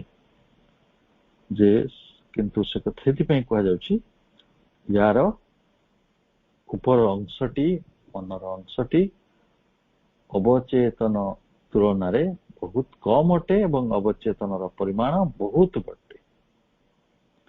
ସେମାନେ କଣ କରନ୍ତି ନା, ଆମ ପାଖରେ ଦେଖିବେ, ଲକ୍ଷ୍ୟ କରି ବେଳେ ବେଳେ ଅନେକ ପ୍ରକାର ଜିନିଷ ଆପଣ ଖାଇବାକୁ ଇଚ୍ଛା ଲାଗେ, ଅନେକ ପ୍ରକାର ଭୋଗ ବାସନା ସବୁ ଆମ ଭିତରେ ଜାଗ୍ରତ ହବ, ଅନେକ ଭିତରେ ଗୋଟେ ପୂର୍ବ ଅଭ୍ୟସ୍ତ ଆଚରଣ ଗୁଡିକ ଆପଣଙ୍କ ଭିତରେ ପ୍ରକାଶ ପାଇବ, ଇଚ୍ଛା ଲାଗିବ। ଜଣଙ୍କର ଜଣେ ସଙ୍ଗୀତଜ୍ଞ ଭାବରେ ଅତୀତରେ ଆପଣ ଜୀବନ ବିତେଇଛନ୍ତି, ଏବେ ଜଣଙ୍କର ଖାଲି ହେତୁ ହେଲା ମାତ୍ରେ ଦେଖିବେ ସେ ସଙ୍ଗୀତର ପଥରେ ଚାଲିଯିବ। ଏବଂ ଅନେକ କାଳରେ ଦେଖାଯାଇଛି ହେତୁ ତ ହବା ଦୂରର କଥା, ଆବାଲ୍ୟରୁ ଯୋଉମାନେ ପାଟି ଖୋଲିଲା ମାତ୍ରେ ସେ ସଙ୍ଗୀତର ପଥ କଥା କହିବ। ଆଜିର ପିଲାମାନଙ୍କୁ ଦେଖୁଥିବେ, ସେମାନେ ସବୁ IT ଯୁଗର ପିଲା, ସେ ପିଲାଟି କେବେ ସ୍କୁଲ ଯାଇନଥିବ, କିଛି ଜାଣିନଥିବ, କିନ୍ତୁ ମୋବାଇଲ ଖୋଲି ଗୀତ ଶୁଣିଦଉଛି, ମୋବାଇଲ ଖୋଲିକି ମୁଭି ଦେଖି ଦଉଛି, ଯୋଉଟା ଆପଣ ଏଇ ପରିଣତ ବୟସରେ ବି କରିପାରିବେନି, ଯୋଉଟାକୁ ଆମକୁ କଷ୍ଟ ଲାଗୁଛି, ତାଙ୍କ ଆଙ୍ଗୁଳି ସବୁ କଥା କହୁଛି। ଏଇ ଯୋଉ ପୂର୍ବ ଅଭ୍ୟସ୍ତ ଆଚରଣ ଗୁଡିକ, ଆଉ ଧରନ୍ତୁ ଆମ ଘରେ ଗୋଟେ ପିଲା ଥିଲା, ସେ ଡାଇରେକ୍ଟ କାର ଚଲେଇଲା, ସେ ଶିଖିବାକୁ ଯାଇନି ନା, ତାକୁ କିଏ କିଛି ବତେଇଛି, କିଛି କହିଲା। ମୁଁ ଆସୁଛି, ଏଇଟା କଣ? ଏଇଟା ପୂର୍ବ ଜନ୍ମର ସଂସ୍କାର। ତାମାନେ ସମୟରେ ସେ ଜୀବନରେ କାର ଚଲାଉଥିଲା, ଏ ପରିବାର ଜନ୍ମ ହେଇଗଲା, ଯେତେବେଳେ 15-16 ବର୍ଷ ହେଇଗଲା ସେ ତାର କାର ଚଢି ବୁଲିଲା, ତାକୁ ଶିଖିବାକୁ ପଡୁନି। ସେମିତି ପୂର୍ବ ଅଭ୍ୟସ୍ତ ଆଚରଣ ଅନେକ ଲୋକ କରନ୍ତି। ସେ ଗୋଟେ ବାଦ୍ୟ ବଜେଇବା ହଉ, ଗୋଟେ ଗାଡି ଡ୍ରାଇଭିଂ ହଉ, ଗୋଟେ ଚାଷ ହଉ, ଗୋଟେ ପାସ, ଅନେକ ଲୋକଙ୍କ ଭିତରେ ଦେଖେ ଯୋଉ ପ୍ରତିଭା ସ୍ଫୁରଣ ହଉଛି, ସେଟା କଣ? ସେ ପ୍ରତିଭାଟା କଣ? ପୂର୍ବ ଜନ୍ମରେ ସେ ଅଭ୍ୟାସ କରିଥିବା କୌଣସି ଏକ ପ୍ରଫିସିଏନ୍ସି, ଗୋଟେ କର୍ମ, ସେ କର୍ମଟି ଦକ୍ଷତାର ହେଇକି ତାଙ୍କ ଭିତରେ ସାହିତ୍ୟ ହେଇକି ରହିଛି, ସେଟା ତୁରନ୍ତ ତାଙ୍କ ଭିତରେ ଆତ୍ମପ୍ରକାଶ କରୁଛି। ଯେମିତି ଗୋଟେ ମଞ୍ଜି ଭିତରେ ଗୋଟେ ଗଛର ଗୁଣ ସମାହିତ ହେଇକି ଥାଏ, ତ ସେଇଭଳି ଏଇ ଅବଚେତନ ହେଇକି ଆମର ପୂର୍ବ ସଂସ୍କାର ହେଇକି ଏଇଟା ଜମା ହେଇକି ରହିଛି। ତେଣୁ ତାରି ଭିତରୁ ଆମ ଭିତରକୁ ନାନା ପ୍ରକାର ପ୍ରେରଣା ଆସୁଛି, ଆଉ ଆମେ ତାହାରି ଦ୍ୱାରା ହିଁ ପରିଚାଳିତ ହଉଛୁ। ଅନେକ ଲୋକ ଦେଖିବେ ବିନା କାରଣରେ ଗୋଟେ ବିଦ୍ୱେଷୀ ହେଇଥିବେ, ଅନେକ ଲୋକ ଅଛନ୍ତି ବିନା କାରଣରେ ଜଣକୁ ବହୁତ ଭଲ ପାଇବେ। ସେଟା କେମିତି ହଉଛି? ସିଏ ବି ସେଇ ଅବଚେତନର କାମ। କୌଣସି ଜନ୍ମରେ ତାଙ୍କ ସହିତ ତାଙ୍କର ନାତା ଥିଲା, ଆମେ କଥା କହୁନା, ମତେ ଲାଗୁଛି କୌଣସି ଜନ୍ମରେ ତମ ସହିତ ମୋର ଗୋଟେ ସମ୍ବନ୍ଧ ଥିଲା, ଯୋଉଥିପାଇଁ ଏଇ ଜନ୍ମରେ ତମେ ମୋର ଏତେ ପ୍ରିୟ ହେଲ। ଆଉ ଶତ୍ରୁତା ପାଇବେ ସେଇ କଥାଟି ହେଇପାରିବ। ଅର୍ଥାତ୍ ସାଧାରଣ ଜୀବନରେ ଆମ ଦେହ, ମନ, ପ୍ରାଣ ଯୋଉ କାର୍ଯ୍ୟ କରେ, ଆମେ ସେ କାର୍ଯ୍ୟଟି କାହିଁକି କରୁଛୁ ସେ ବିଷୟରେ ଅନେକ ସମୟରେ ଆମେ ଭାବୁ ନାହିଁ। ଧରନ୍ତୁ ମୁଁ କହିବି ମତେ ଭେଣ୍ଡି ଖାଇବାକୁ ଭଲ ଲାଗୁଛି, କି ମତେ ପୋଟଳ ଖାଇବାକୁ ଭଲ ଲାଗୁଛି, ମୁଁ କେବେ ପ୍ରଶ୍ନ ପଚାରୁଛି କି ମତେ କାହିଁକି ଏଟା ଭଲ ଲାଗୁଛି, କାହିଁକି ମତେ କଲରା କି ଆଳୁ ଭଲ ଲାଗୁନାହିଁ? ଅର୍ଥାତ୍ ବ୍ୟକ୍ତି ହଉ, ବସ୍ତୁ ହଉ, ବା ଆମର ଚିନ୍ତାର ପ୍ରବାହ ହଉ, ବା ଆମର କୌଣସି ରୁଚି, ଅଗ୍ରରୁଚି, କୌଣସି ବି କିଛି, ଯାହାବି କିଛି, ତା ବିଷୟରେ ଆମେ ପ୍ରଶ୍ନ ଉଠାଉନୁ, କେବଳ ଆମେ ବଞ୍ଚି ଯାଉଛୁ ଆଉ ସେଇଟା କରିଚାଲୁଛୁ। ଏବଂ ଯେତେବେଳେ ଆମେ ଗୋଟେ ଅଭ୍ୟାସକୁ ଭିତରେ ବଞ୍ଚିଥାଉ, ସାଧାରଣ ଦେହ ମନ ପ୍ରାଣର ରୁଚି ଭିତରେ ବଞ୍ଚିଥାଉ, ମନେ କରନ୍ତୁ ଜଣେ ଜଣେ ଅଛନ୍ତି, ସେମାନେ ବହୁତ ଭଲ ପାଆନ୍ତି ଗୋଟିଏ ପ୍ରକାରର ଜୀବନ ଭିତରେ ବଞ୍ଚିବା ପାଇଁ। ମନେ କରନ୍ତୁ ଜଣେ ଅଭିନୟ ଭଲ ପାଉଛନ୍ତି, ଜଣେ ମଞ୍ଚ କଳାକୁ ଭଲ ପାଉଛନ୍ତି, ସେ ଗୋଟେ ସଜେଇ ହେଇକି ନିଜକୁ ରାଜା କରିଦେବେ, ନିଜକୁ ମନ୍ତ୍ରୀ କରିଦେବେ, ନିଜକୁ ଗୋଟେ କିଛି ଭୂମିକାରେ ଅଭିନୟ କରିବା ପାଇଁ ଚାହୁଁଛନ୍ତି। ସେମିତି ଲୋକଙ୍କୁ ଆପଣ ଦେଖିଥିବେ ଅଭିନୟ ନିଶାରେ ପାଗଳ, ସେମାନେ ଘର ସଂସାର ବାପ ଭାଇ କିଛି ଦେଖନ୍ତି, ସେମାନେ କେବଳ ଅଭିନୟ କଥା ହିଁ ଭାବନ୍ତି। ଏମିତି ନିଜ ଜୀବନକୁ ଉଜାଡି ଦେଇକି ଲୋକ ଅଭିନେତ୍ରୀ ବା ଅଭିନେତା ହବାର ବହୁ ଉଦାହରଣ ଆମ ପାଖରେ ରହିଛି। ଯେତେବେଳେ ସେ କୌଣସି ଉଚ୍ଚତର ପ୍ରେରଣା ପାଆନ୍ତି ଆଉ ସେଗୁଡିକୁ ଛାଡିବାକୁ ଚାହାନ୍ତି, ଆମ ଓଡିଶାରେ ଜଣେ ବଡ ଅଭିନେତା ଥିଲେ ନା, ଶ୍ରୀରାମ ପଣ୍ଡା ନାଁ ଶୁଣିছে, ବଡ ହିରୋ ଥିଲେ। ଆଉ ସିଏ ହଠାତ୍ ତାଙ୍କର କଣ ହେଲା ଗଣ୍ଡ, ଆଜି ବି ସେ କହୁନାହାନ୍ତି, ଆଜି ବି ସେ କୋରାପୁଟ ଅଞ୍ଚଳରେ କୋଉଠି ଗୋଟେ ଆଶ୍ରମ କରି ରହୁଛନ୍ତି। ତ ମୁଁ ତାଙ୍କର ଗୋଟେ ଇଣ୍ଟରଭ୍ୟୁ ଦେଖୁଥିଲି, ସେ ଏବେ ବି ସେ ପ୍ରଶ୍ନର ଉତ୍ତର ଦଉନାହାନ୍ତି ଯେ କାହିଁକି ତାଙ୍କର ଏଇ ଯୋଉ ଗ୍ଲେମର ୱାର୍ଲଡ ଟିକୁ ଛାଡିକିରି, ଯୋଉଠି ଏତେ ସମ୍ମାନ ଥିଲା, ଲୋକେ ଅଟୋଗ୍ରାଫ ନେବା ପାଇଁ ତାଙ୍କ ପଛରେ ପାଗଳ ଭଳିଆ ଦୌଡୁଥିଲେ, ତାଙ୍କ ସହିତ ସମ୍ବନ୍ଧ ରକ୍ଷା କରିବା ପାଇଁ ଲୋକମାନେ ପାଗଳ ଥିଲେ, ତ ସେଭଳି ହଜାର ହଜାର ଲକ୍ଷ ଲକ୍ଷ ତାଙ୍କର ଯୋଉ ଭକ୍ତ ଥିଲେ ବା ତାଙ୍କର ଯୋଉମାନେ ଅନୁଗତ ଥିଲେ, ଯୋଉମାନେ ତାଙ୍କ କଳାକୁ ଭଲ ପାଉଥିଲେ, ତାଙ୍କ ପ୍ରତିଭାର ପୂଜା କରୁଥିଲେ, ସେ ସବୁ ଗୁଡାକୁ ଛାଡିଦେଇ କାହିଁକି ଯେ ଗୋଟେ ଉଚ୍ଚତର ପ୍ରେରଣାରେ କାମ କରିବାକୁ ଗଲେ, ସେ କଥାକୁ ଯେତେବେଳେ ସେ ପ୍ରଶ୍ନ ପଚାରିବେ ବା ନିଜକୁ ପଚାରୁଥିବେ, ଅନ୍ତତଃ ଅନ୍ୟମାନଙ୍କୁ ନ କହିଲେ ମଧ୍ୟ ସେ ନିଜେ ଜାଣିଛନ୍ତି କଣ ଘଟିଲା, ସେତେବେଳେ କଣ ହୁଏ ନା ଗୋଟେ ବିରୋଧ ଆମ ନିଜ ଭିତରୁ ଆସେ। ସେଟା ନିଜ ଦେହ ଭିତରେ ଆସେ, ନିଜ ପ୍ରାଣ ଭିତରେ ଆସେ, ମନ ଭିତରେ ଆସେ, ଏବଂ ସିଏ ସେଇ ଉଚ୍ଚତର ପ୍ରେରଣାର ପଥରେ ଚାଲିଯିବା ପାଇଁ ଆମକୁ ଅନେକ ସମୟରେ ବାରଣ କରେ, ମନା କରେ।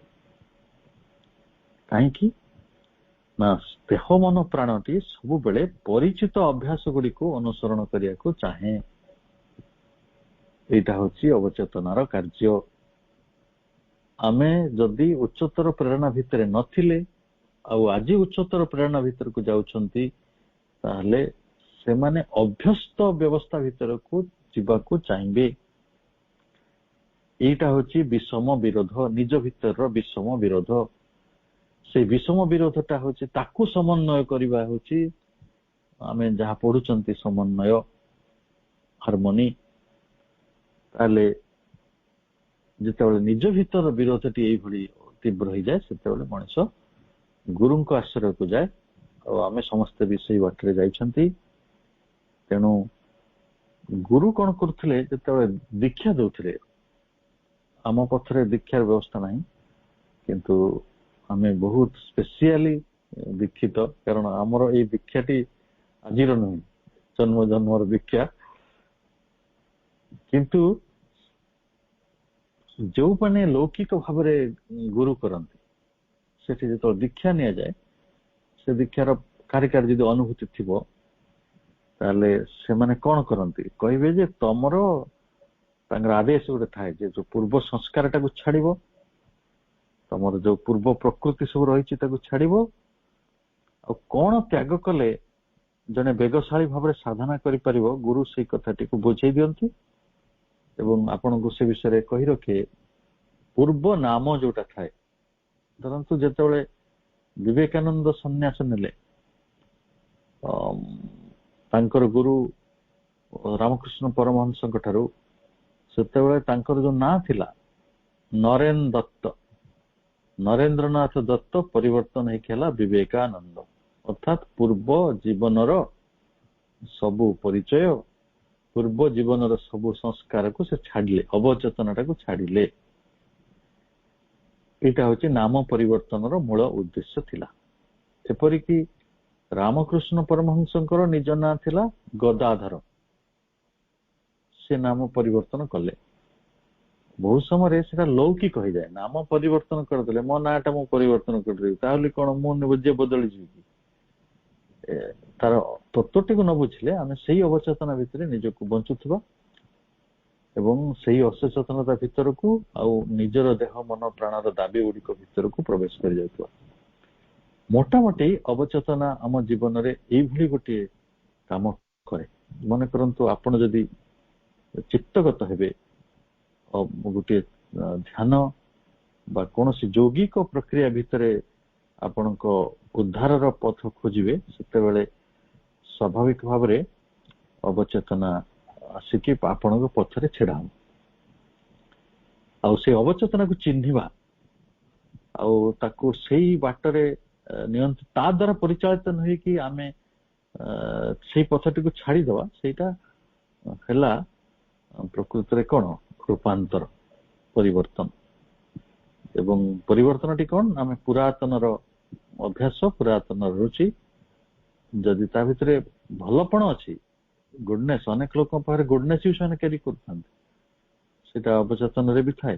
ଅବଚେତନରେ କଣ ଖାଲି ଖରାପ ଗୁଡା ଥାଏ? ତେଣୁ ଆମକୁ ଜାଣିବାକୁ ପଡିବ, ମୂଳ କଥା। ଯୋଉମାନେ ଜ୍ଞାନ ଯୋଗୀ ସମସ୍ତ କଥାକୁ ଜାଣିବା ଦରକାର। ଆଉ ଆମେ ବେଶୀ ଏ ବିଷୟରେ ଚିନ୍ତାରେ ପଡିବା ନାହିଁ, କାହିଁକି ନା ଆମେ ଯାହାଙ୍କର ଶରଣକୁ ଯାଇଛନ୍ତି ସେ ଇଏ ସମ୍ପର୍କରେ ସବୁ କିଛି ଜାଣନ୍ତି, ଆଉ ସେ ଆମର ଦାୟିତ୍ୱ ବି ନେଉଛନ୍ତି। ଜଣେ ସାଧକ ଭାବରେ ଆମେ ସମ୍ପୂର୍ଣ୍ଣ ଭାବରେ ସୁରକ୍ଷିତ ଅଛନ୍ତି। ଜଣେ ସାଧକ ଭାବରେ ଆମ ପାଇଁ କଣ ଦରକାର ସେ କଥାଟି ମା ଜାଣିଛନ୍ତି। ତେଣୁ ନିଶ୍ଚିତ ଭାବରେ ଆମ ପଛରେ ସେଇ କଥାଟି ଆସୁଛି ଯୋଉଟା ଆମକୁ ପ୍ରୟୋଜନୀୟ। ଭାବୁଛି ସମୟ ଦୃଷ୍ଟିରୁ ଆମେ ସେଇ ଆଲୋଚନାଟିକୁ ସେଇଠି ରଖି ଆଉ ଭାଇଙ୍କର ଅଲଗା ପ୍ରଶ୍ନ ଭିତରକୁ ଯିବା। ଅଲଗା ପ୍ରଶ୍ନ ଥିଲା ଯେ ଜଣେ ଭଉଣୀ ପ୍ରଶ୍ନ ପଚାରିଥିଲା, ଆପଣ ମନେ ଥିବ, ଯେ ପରିବାର ମାନଙ୍କରେ ସେମିତି ଦେଖା ହଉଛି, ଜଣେ ଯଦି ସାଧନାର ପଥରେ ଗଲେ ଅନ୍ୟମାନେ ସେଥିରେ ଅସହିଷ୍ଣୁ ହଉଛନ୍ତି, ବାଧା ପହଞ୍ଚଉଛନ୍ତି, ଆଉ ବା ସେମାନେ ବେଳେ ବେଳେ ଅପମାନ, ହିଂସା ବି ଆଚରଣ କରନ୍ତି, ଅପମାନ ବି ଦିଅନ୍ତି, କି ଡାଇରେକ୍ଟ ସେମାନେ ବିରୋଧ ବି କରୁଛନ୍ତି। ସେ ଯିଏ ହେଇଥାନ୍ତୁ, ଭାଇ ହେଇଥାନ୍ତୁ, ବନ୍ଧୁ ହେଇଥାନ୍ତୁ, ସ୍ୱାମୀ ହେଇଥାନ୍ତୁ, ସ୍ତ୍ରୀ ହେଇଥାନ୍ତୁ। ଯଦି ସ୍ୱାମୀ ସାଧନାର ପଥରେ ଯିବେ, ସ୍ତ୍ରୀ ତାଙ୍କୁ ରୋକିବେ, ସ୍ତ୍ରୀ ସାଧନାର ପଥରେ ଯିବେ, ସ୍ୱାମୀ ରୋକିବେ। ଏ କଥା କିଛି ନୂଆ କଥା ନୁହେଁ, ଏ ଯୁଗ ଯୁଗ ଧରି ଚାଲିଥାଏ। ଏବଂ ଭାଇ ପ୍ରଶ୍ନ ପଚାରିଥିଲେ, ପ୍ରଶାନ୍ତ ଭାଇ, ସେଇଭଳି ଗୋଟେ ସମଧର୍ମୀ ପ୍ରଶ୍ନଟି ଅଛି, ଆମେ ତାକୁ ସେଇ ପ୍ରଶ୍ନ ସହିତ ଆଟାଚ କରିବା। ସେ ପ୍ରଶ୍ନଟି ଥିଲା ଯେ ଆଗକୁ ଯିବାକୁ ଚାହିଁଲେ ପୂର୍ବର ଦୁଃଖ କଷ୍ଟ କାହିଁକି ଆସେ? ଏଇଠି ୟାର ଉତ୍ତରଟି ଆମେ ଅବଚେତନା ସମୟରେ ଦଉଥିଲେ, ପୂର୍ବର ଜନ୍ମ କଷ୍ଟଟି କାହିଁକି ଉଠି ଆସୁଛି। ସ୍ୱାଭାବିକରେ ଆମ ପୂର୍ବ ସେଟା ସାହିତ୍ୟ ହେଇକି ରହିଛି। ତେବେ ଏଇ ଦିଟାକୁ ଯୋଡିବା, ଏଇ ଗୋଟେ ହେଲା ଦୁଃଖ ଆସୁ, ବାଧା ଆସୁ, ବନ୍ଧନ ଆସୁ, ଏ ସମସ୍ତ ଗୋଟିଏ ବିପତ୍ତି ବା ଗୋଟିଏ ଯୋଗ ପଥରେ ବାଧା ବିପତ୍ତି ବୋଲି ଆମେ ନେଇପାରିବା, ଅବଷ୍ଟାକଲ୍ସ ଅର୍ ଡିଫିକଲ୍ଟିଜ। এই ଡିଫିକଲ୍ଟିଜ ଆଉ ବାଧା ଗୁଡିକ ମୁଖ୍ୟତଃ କାହିଁକି ଆସୁଛି? ତ ଆମେ ଦେଖିବା, ସ୍ୱାମୀ ବିବେକାନନ୍ଦ କହୁଥିଲେ ଯେ ଯୋଗ ପଥରେ ଗତି କରିବାର ଅର୍ଥ ହଉଛି ବହୁ ଜନ୍ମର ଯାତ୍ରା ପଥକୁ ଗୋଟିଏ ଜନ୍ମ ମଧ୍ୟରେ ବା କେତୋଟି ବର୍ଷ ମଧ୍ୟରେ ପାର ହୋଇଯିବ। ପ୍ରଭୁ ବି ସେଇ କଥା କହିଛନ୍ତି, ଯୋଗଟା ଆମର ବିବର୍ତ୍ତନ ପ୍ରକ୍ରିୟାଟାକୁ ତ୍ୱରାନ୍ୱିତ କରେ। ତାହେଲେ ଯେତେବେଳେ ଆପଣ ଦ୍ରୁତ ଗତିରେ ବିବର୍ତ୍ତନ ପଥରେ ସେଇ ଦୂରତ୍ୱଟାକୁ ଅତିକ୍ରମ କରିଯିବେ, ଜନ୍ମ ଜନ୍ମରେ ଯାହା ଆପଣ ସିଦ୍ଧ କରିଥାନ୍ତେ ଗୋଟିଏ ଜନ୍ମରେ ତାକୁ ସିଦ୍ଧ କରୁଛନ୍ତି, ଅର୍ଥାତ୍ ଆପଣ ବର୍ତ୍ତମାନ ବହୁତ ମାନେ କଣ କୁହାଯିବ, ଫାଷ୍ଟ ଗୋଟେ ଦ୍ରୁତତର ବିବର୍ତ୍ତନ ପ୍ରକ୍ରିୟା ଭିତରକୁ ଯାଉଛନ୍ତି। ଆମକୁ ସେଇ କଥାଟା ମାଙ୍କୁ ପଚରାଉନ, ଯଦି ମଣିଷ ଯୋଗ ନ କରେ କଣ ହବ ନା, ମଣିଷ ପହଞ୍ଚିବ ଯୋଉଠି ପହଞ୍ଚିବା କଥା, କିନ୍ତୁ it will take many years, million years, କହିବି ହବନି। କାରଣ ତାର ପ୍ରକୃତି ତା ବାଟରେ ନବ, କିନ୍ତୁ ଯୋଗ ପଥରେ ଯଦି ଆମେ ଯାଉ ତାହେଲେ ସେଇଟା ଖୁବ ଶୀଘ୍ର ହେଇପାରିବ। ହବ ନା? ଆପଣ ଏଇ ପ୍ରଶ୍ନଟା ମତେ ଯଦି ପଚାରିବେ ଯେ ଭାଇ ମତେ ଯିବାର ଅଛି ଆମେରିକା, ତାହେଲେ ମୁଁ କୋଉଥିରେ ଯିବି? ଉଡାଜାହାଜରେ ଯିବି, ଆଉ କାରରେ ଯିବି, କି ବଳଦ ଗାଡିରେ ଯିବି, କି ଚାଲି ଚାଲି ଯିବି? ତାହେଲେ ଆପଣ ଭାବନ୍ତୁ କଣ ହବ? ସେ ଉତ୍ତର ମୁଁ ଦଉନି। ଆପଣଙ୍କୁ ଆମେରିକା ଯିବାକୁ ଅଛି, ଏଠୁ ପାଖାପାଖି 30,000 କିଲୋମିଟର, ତ ଆପଣ ଚାଲି ଚାଲି ଯିବେ, କି ବଳଦ ଗାଡିରେ ଯିବେ, କି ସାଇକେଲରେ ଯିବେ, କି ମୋଟର ସାଇକେଲରେ ଯିବେ, କାରରେ ଯିବେ, କି ଉଡାଜାହାଜରେ ଯିବେ, that is up to you. ଯଦି ଉଡାଜାହାଜରେ ଯିବେ ତାହେଲେ ଜଲ୍ଦି ପହଞ୍ଚିବେ, ଆପଣଙ୍କ କିଛି କାମ ହବ, ନହେଲେ ତ ଖାଲି ଚାଲୁଥିବେ ଜୀବନ ସାରା। ତାହେଲେ ସେ ଦ୍ରୁତ ଗତିରେ ଗତି କରିବାଟାକୁ ଆମେ ଯୋଗ କହୁଛୁ, ଉଡାଜାହାଜରେ ଯିବାଟାକୁ ଯୋଗ କହୁଛୁ। ତାହେଲେ ଆମକୁ ଯେତେବେଳେ ଆମେ ଦ୍ରୁତ ଗତିରେ ଯାଉ ସେତେବେଳେ ତୁରନ୍ତ ଆମକୁ ଲାଗେ, ପ୍ରକୃତିରେ ବାଧା ବିପତ୍ତି ଆସେ କି ନାହିଁ ମୁଁ କହିପାରିବିନି, କିନ୍ତୁ ଆମକୁ ଲାଗେ ଯେ ବାଧା ବିପତ୍ତିର ସମ୍ମୁଖୀନ ହବାକୁ ପଡୁଛି ଅଧିକ। ତାର ଗୋଟେ ଚମତ୍କାର ଏକ୍ସାମ୍ପଲ ଆପଣ ଏମିତି ନିଅନ୍ତୁ, ଜଣେ ଲୋକ ଚାଲି ଚାଲି ଯାଉଛି, ଚାଲି ଚାଲି ଗଲେ ଦେଖିବେ ତାକୁ ଲାଗେ ଟିକେ ସେଫ ଲାଗୁଛି, କିନ୍ତୁ ସେ କାର ଡ୍ରାଇଭ କରୁଛି, ବହୁତ ସ୍ପିଡରେ କରୁଛି, ପାଖାପାଖି 90-80 କିଲୋମିଟର କି ତା ଉପରେ 100 କିଲୋମିଟର କାର ଚଲାଉଛି। ତାହେଲେ ତୁରନ୍ତ ଆପଣଙ୍କ ଆଗରେ ସବୁ ଅପୋଜିସନ ଗୁଡା ଆସିଯିବ କି ନାହିଁ? ଆଗରୁ ଗାଡି ଆସିଯିବ, ସାଇକେଲ ଆସିଯିବ, ଜଣେ ପେଡେଷ୍ଟ୍ରାଲ ଆସିଯିବ, ଗୋଟେ କିଏ ଛେଳି ଆସିଯିବ, କୁକୁର ଆସିଯିବ। କଣ ସବୁବେଳେ ଦ୍ରୁତରେ ଥିବା ମଣିଷ ପାଇଁ ବିପଦଟି ଅଧିକ। ତେଣୁ ଯେତେବେଳେ ଯୋଗ ପଥକୁ ଆପଣ ଯାଆନ୍ତି, ଯେତେବେଳେ ଆପଣ ବିବର୍ତ୍ତନ ପ୍ରକ୍ରିୟାଟି ତ୍ୱରାନ୍ୱିତ ହେଉଥାଏ, ଫାଷ୍ଟର ହେଉଥାଏ, ସେତେବେଳେ ଆମକୁ ଲାଗେ ଯେ ଆମ ଜୀବନରେ ଅନେକ ପ୍ରକାର ବାଧା ବନ୍ଧନ ଆସି ଯାଉଛି, ଆଉ ଆସେ ମଧ୍ୟ। ହବନି କି? ଆପଣ ଗୋଟେ ଫର ଏକ୍ସାମ୍ପଲ, 1 କିଲୋମିଟର ଆପଣ ଚାଲିଲେ ଆଉ 1 କିଲୋମିଟର ଗାଡି ଚଲେଇଲେ, ତ ଗାଡି ଚଲେଇଲା ବେଳେ ଜଲ୍ଦି ୱିଦିନ ଫ୍ରାକ୍ସନ ଅଫ ସେକେଣ୍ଡ ଚ୍ୟାଲେଞ୍ଜେସ୍ ଆସିବ, ତ ଆପଣଙ୍କୁ କଟେଇବାକୁ ପଡେ। ଏଇଟା ଆଉ ଗୋଟେ କାର ଆସୁଛି କଟିଯିବ, ଆଉ ଗୋଟେ ସାଇକେଲ ଆସୁଛି କଟିଯିବ, ଆଉ ଗୋଟେ ଲୋକଟେ ଆସୁଛି ବୋଝ ନେଇ କଟିଯିବ। ତ ଯିଏ ଗାଡି ଡ୍ରାଇଭର ସେ ବିଷୟରେ ସଚେତନ ଥାଏ, ତାର ବାଧା ବିପତ୍ତି ଗୁଡିକୁ ସେ କାଟୁଥାଏ। ଚାଲିବା ଲୋକର ସେସବୁ ଚିନ୍ତା ହୁଏନି।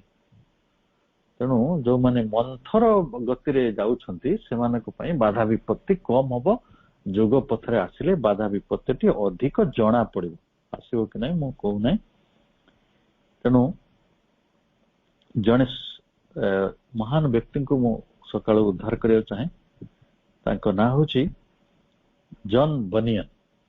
ଜନ୍ ବନିୟନ ସେ ବୋଧେ ରମଣ ମହର୍ଷିଙ୍କ ଉପରେ ଅନେକ ବହି ଲେଖିଛନ୍ତି, ଅନେକ ବହି। ରମଣ ମହର୍ଷି ନିଜେ କିଛି ଲେଖୁନଥିଲେ, କାରଣ ସେ ବେଶୀ ପାଠ ପଢିନଥିଲେ। ଯେତିକି ବହି ରମଣ ମହର୍ଷିଙ୍କ ସମ୍ପର୍କରେ ମିଳୁଛି ସେଇଟା ବନିୟନଙ୍କର ଲେଖା। ତାଙ୍କର ବନିୟନଙ୍କର ଗୋଟେ ରହିଛି ବହୁତ ବିଶ୍ୱବିଖ୍ୟାତ ପୁସ୍ତକ, ତା ନାଁ ହଉଛି ଦ ପିଲଗ୍ରିମ୍ସ ପ୍ରୋଗ୍ରେସ। ପିଲଗ୍ରିମ୍ସ ପ୍ରୋଗ୍ରେସରେ ସେ ଲେଖୁଛନ୍ତି ଯେ ଜଣେ ଲୋକ ବାଟ ଚଲା ଯେତେବେଳେ ପର୍ଯ୍ୟନ୍ତ ଆପଣ ଘରେ ଅଛନ୍ତି ସେତେ ପର୍ଯ୍ୟନ୍ତ ଆପଣଙ୍କ ପାଇଁ କିଛି ବାଧା ବନ୍ଧନ ନାହିଁ।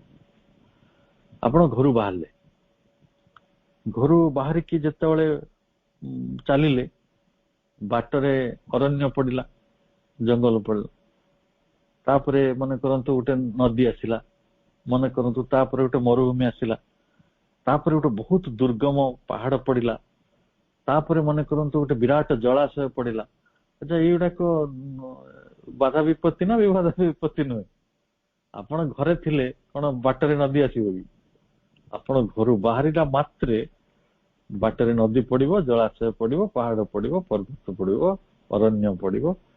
ଆଚ୍ଛା, ଏଇ ସବୁ ଗୁଡିକ ବାଧା ବିପତ୍ତିର ବା ବିପଦର କାରଣ ହେଇପାରେ। ସେଥିପାଇଁ ଆମେ ବିପଦରେ ନ ପଡିବା ବୋଲି ତ ଘରେ ପଶିକି ଥାଉ। ଏଇ ଯୋଉ କରୋନା କାଳରେ ଆମେ କଣ କଲେ? କିଏ ବାହାରକୁ ଗଲେ? କାରଣ ବିପଦ ବାହାରେ ଅଛି। ଯୋଗ ଜୀବନ ସେଇଭଳି ଗୋଟେ ପ୍ରକାଶର ଜୀବନ, ଅଭିବ୍ୟକ୍ତିର ଜୀବନ।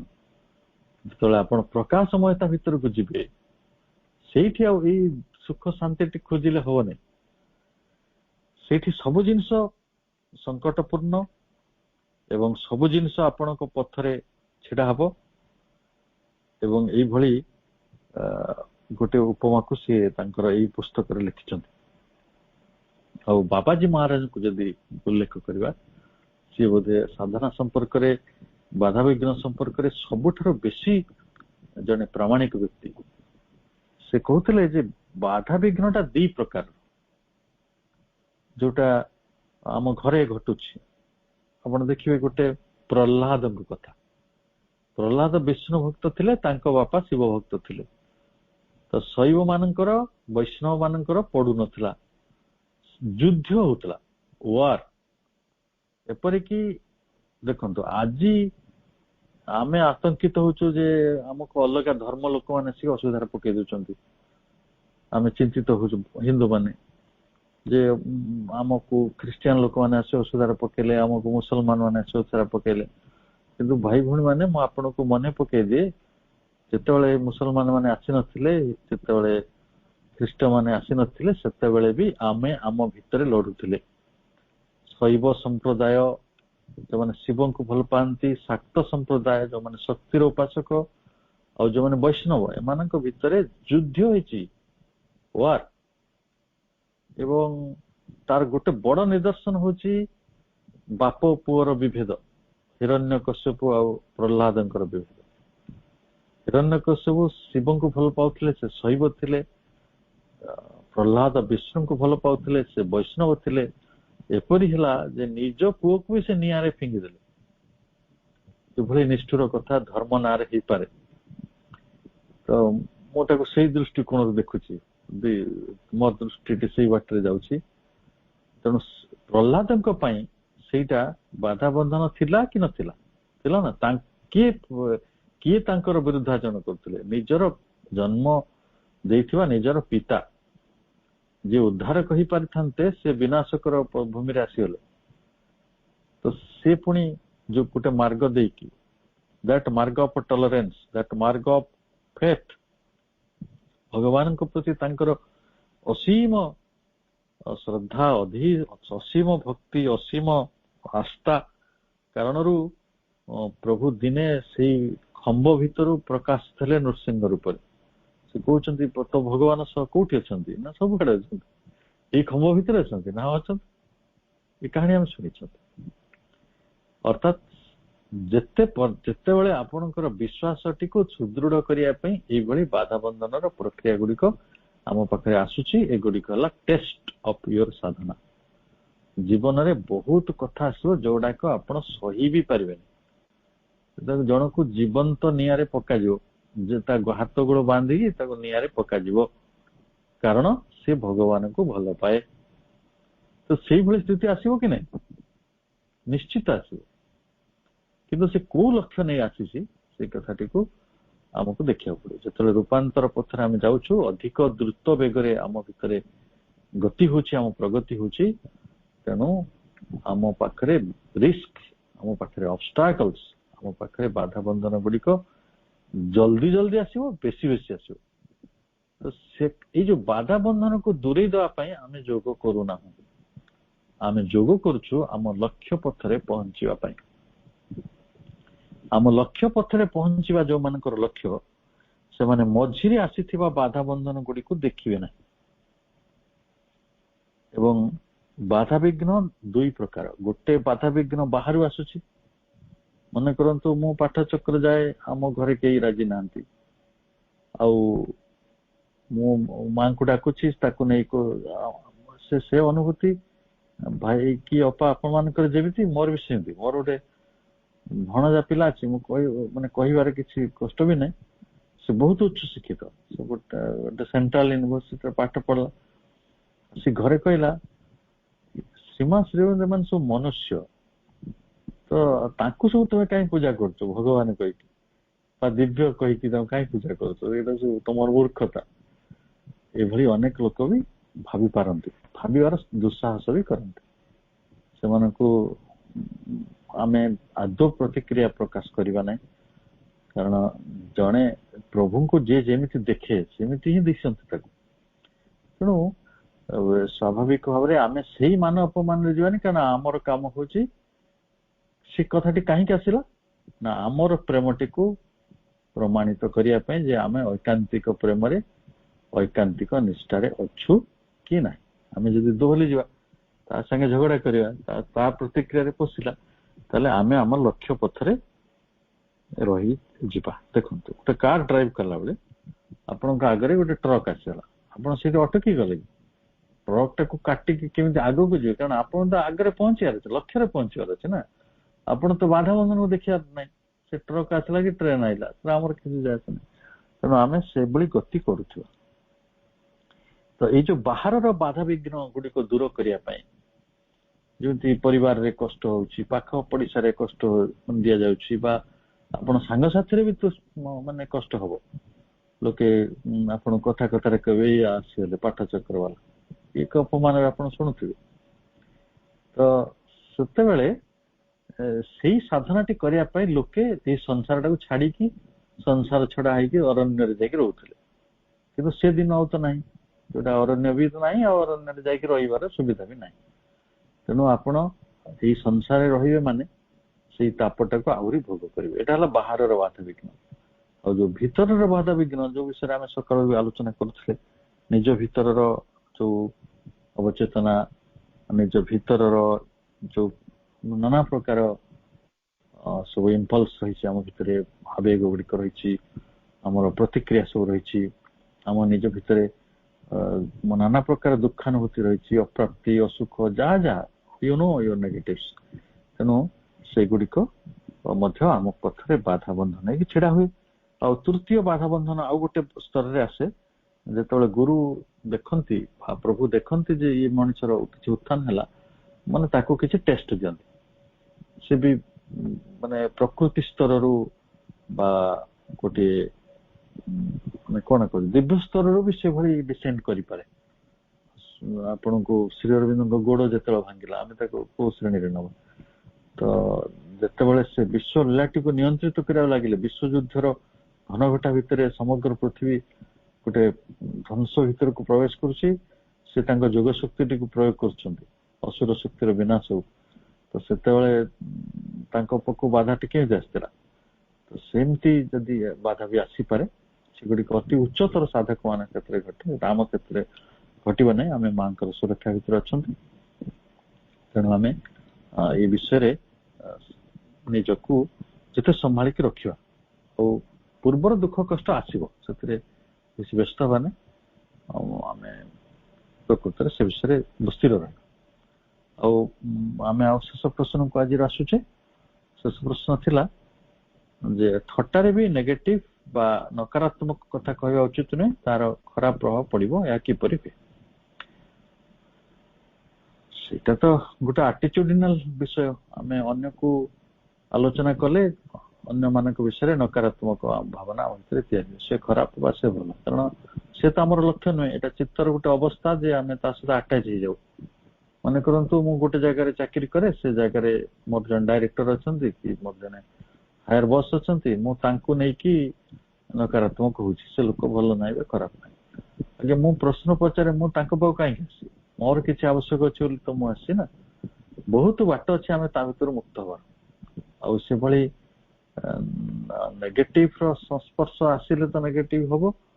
ନକାରାତ୍ମକ ହବା ପାଇଁ ଆମେ ଆସିନାହୁଁ, ଆମେ ସକାରାତ୍ମକ ଭାବରେ ଗୋଟେ ଯାତ୍ରା କରୁଛନ୍ତି।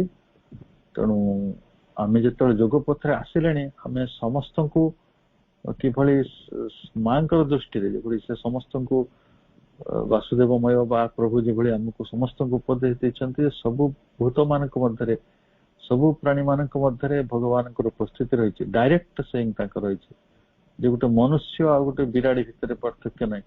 ଭଗବତ ଗୀତା ବି ତ ସେଇ କଥା କହୁଛନ୍ତି ଯେ ଚଣ୍ଡାଳ, ବ୍ରାହ୍ମଣ, ଆଉ ହାତୀ, କୁକୁର ସବୁ ଭିତରେ ତାଙ୍କର ଉପସ୍ଥିତି ରହିଛି। ଯେତେବେଳେ ଜଣେ ଦିବ୍ୟ ଜ୍ଞାନର ଅଧିକାରୀ ହୁଏ, ସେତେବେଳେ ଅନ୍ୟକୁ ନେଇ ଆମର ନକାରାତ୍ମକ ଭାବନା ବହୁତ ଆସିବା କଥା ନୁହେଁ। ତ ହେଲା ଗୋଟେ ୟୁଟୋପିଆନ ଟ୍ରୁଥ, କିନ୍ତୁ ପ୍ରକୃତରେ ଆସେ।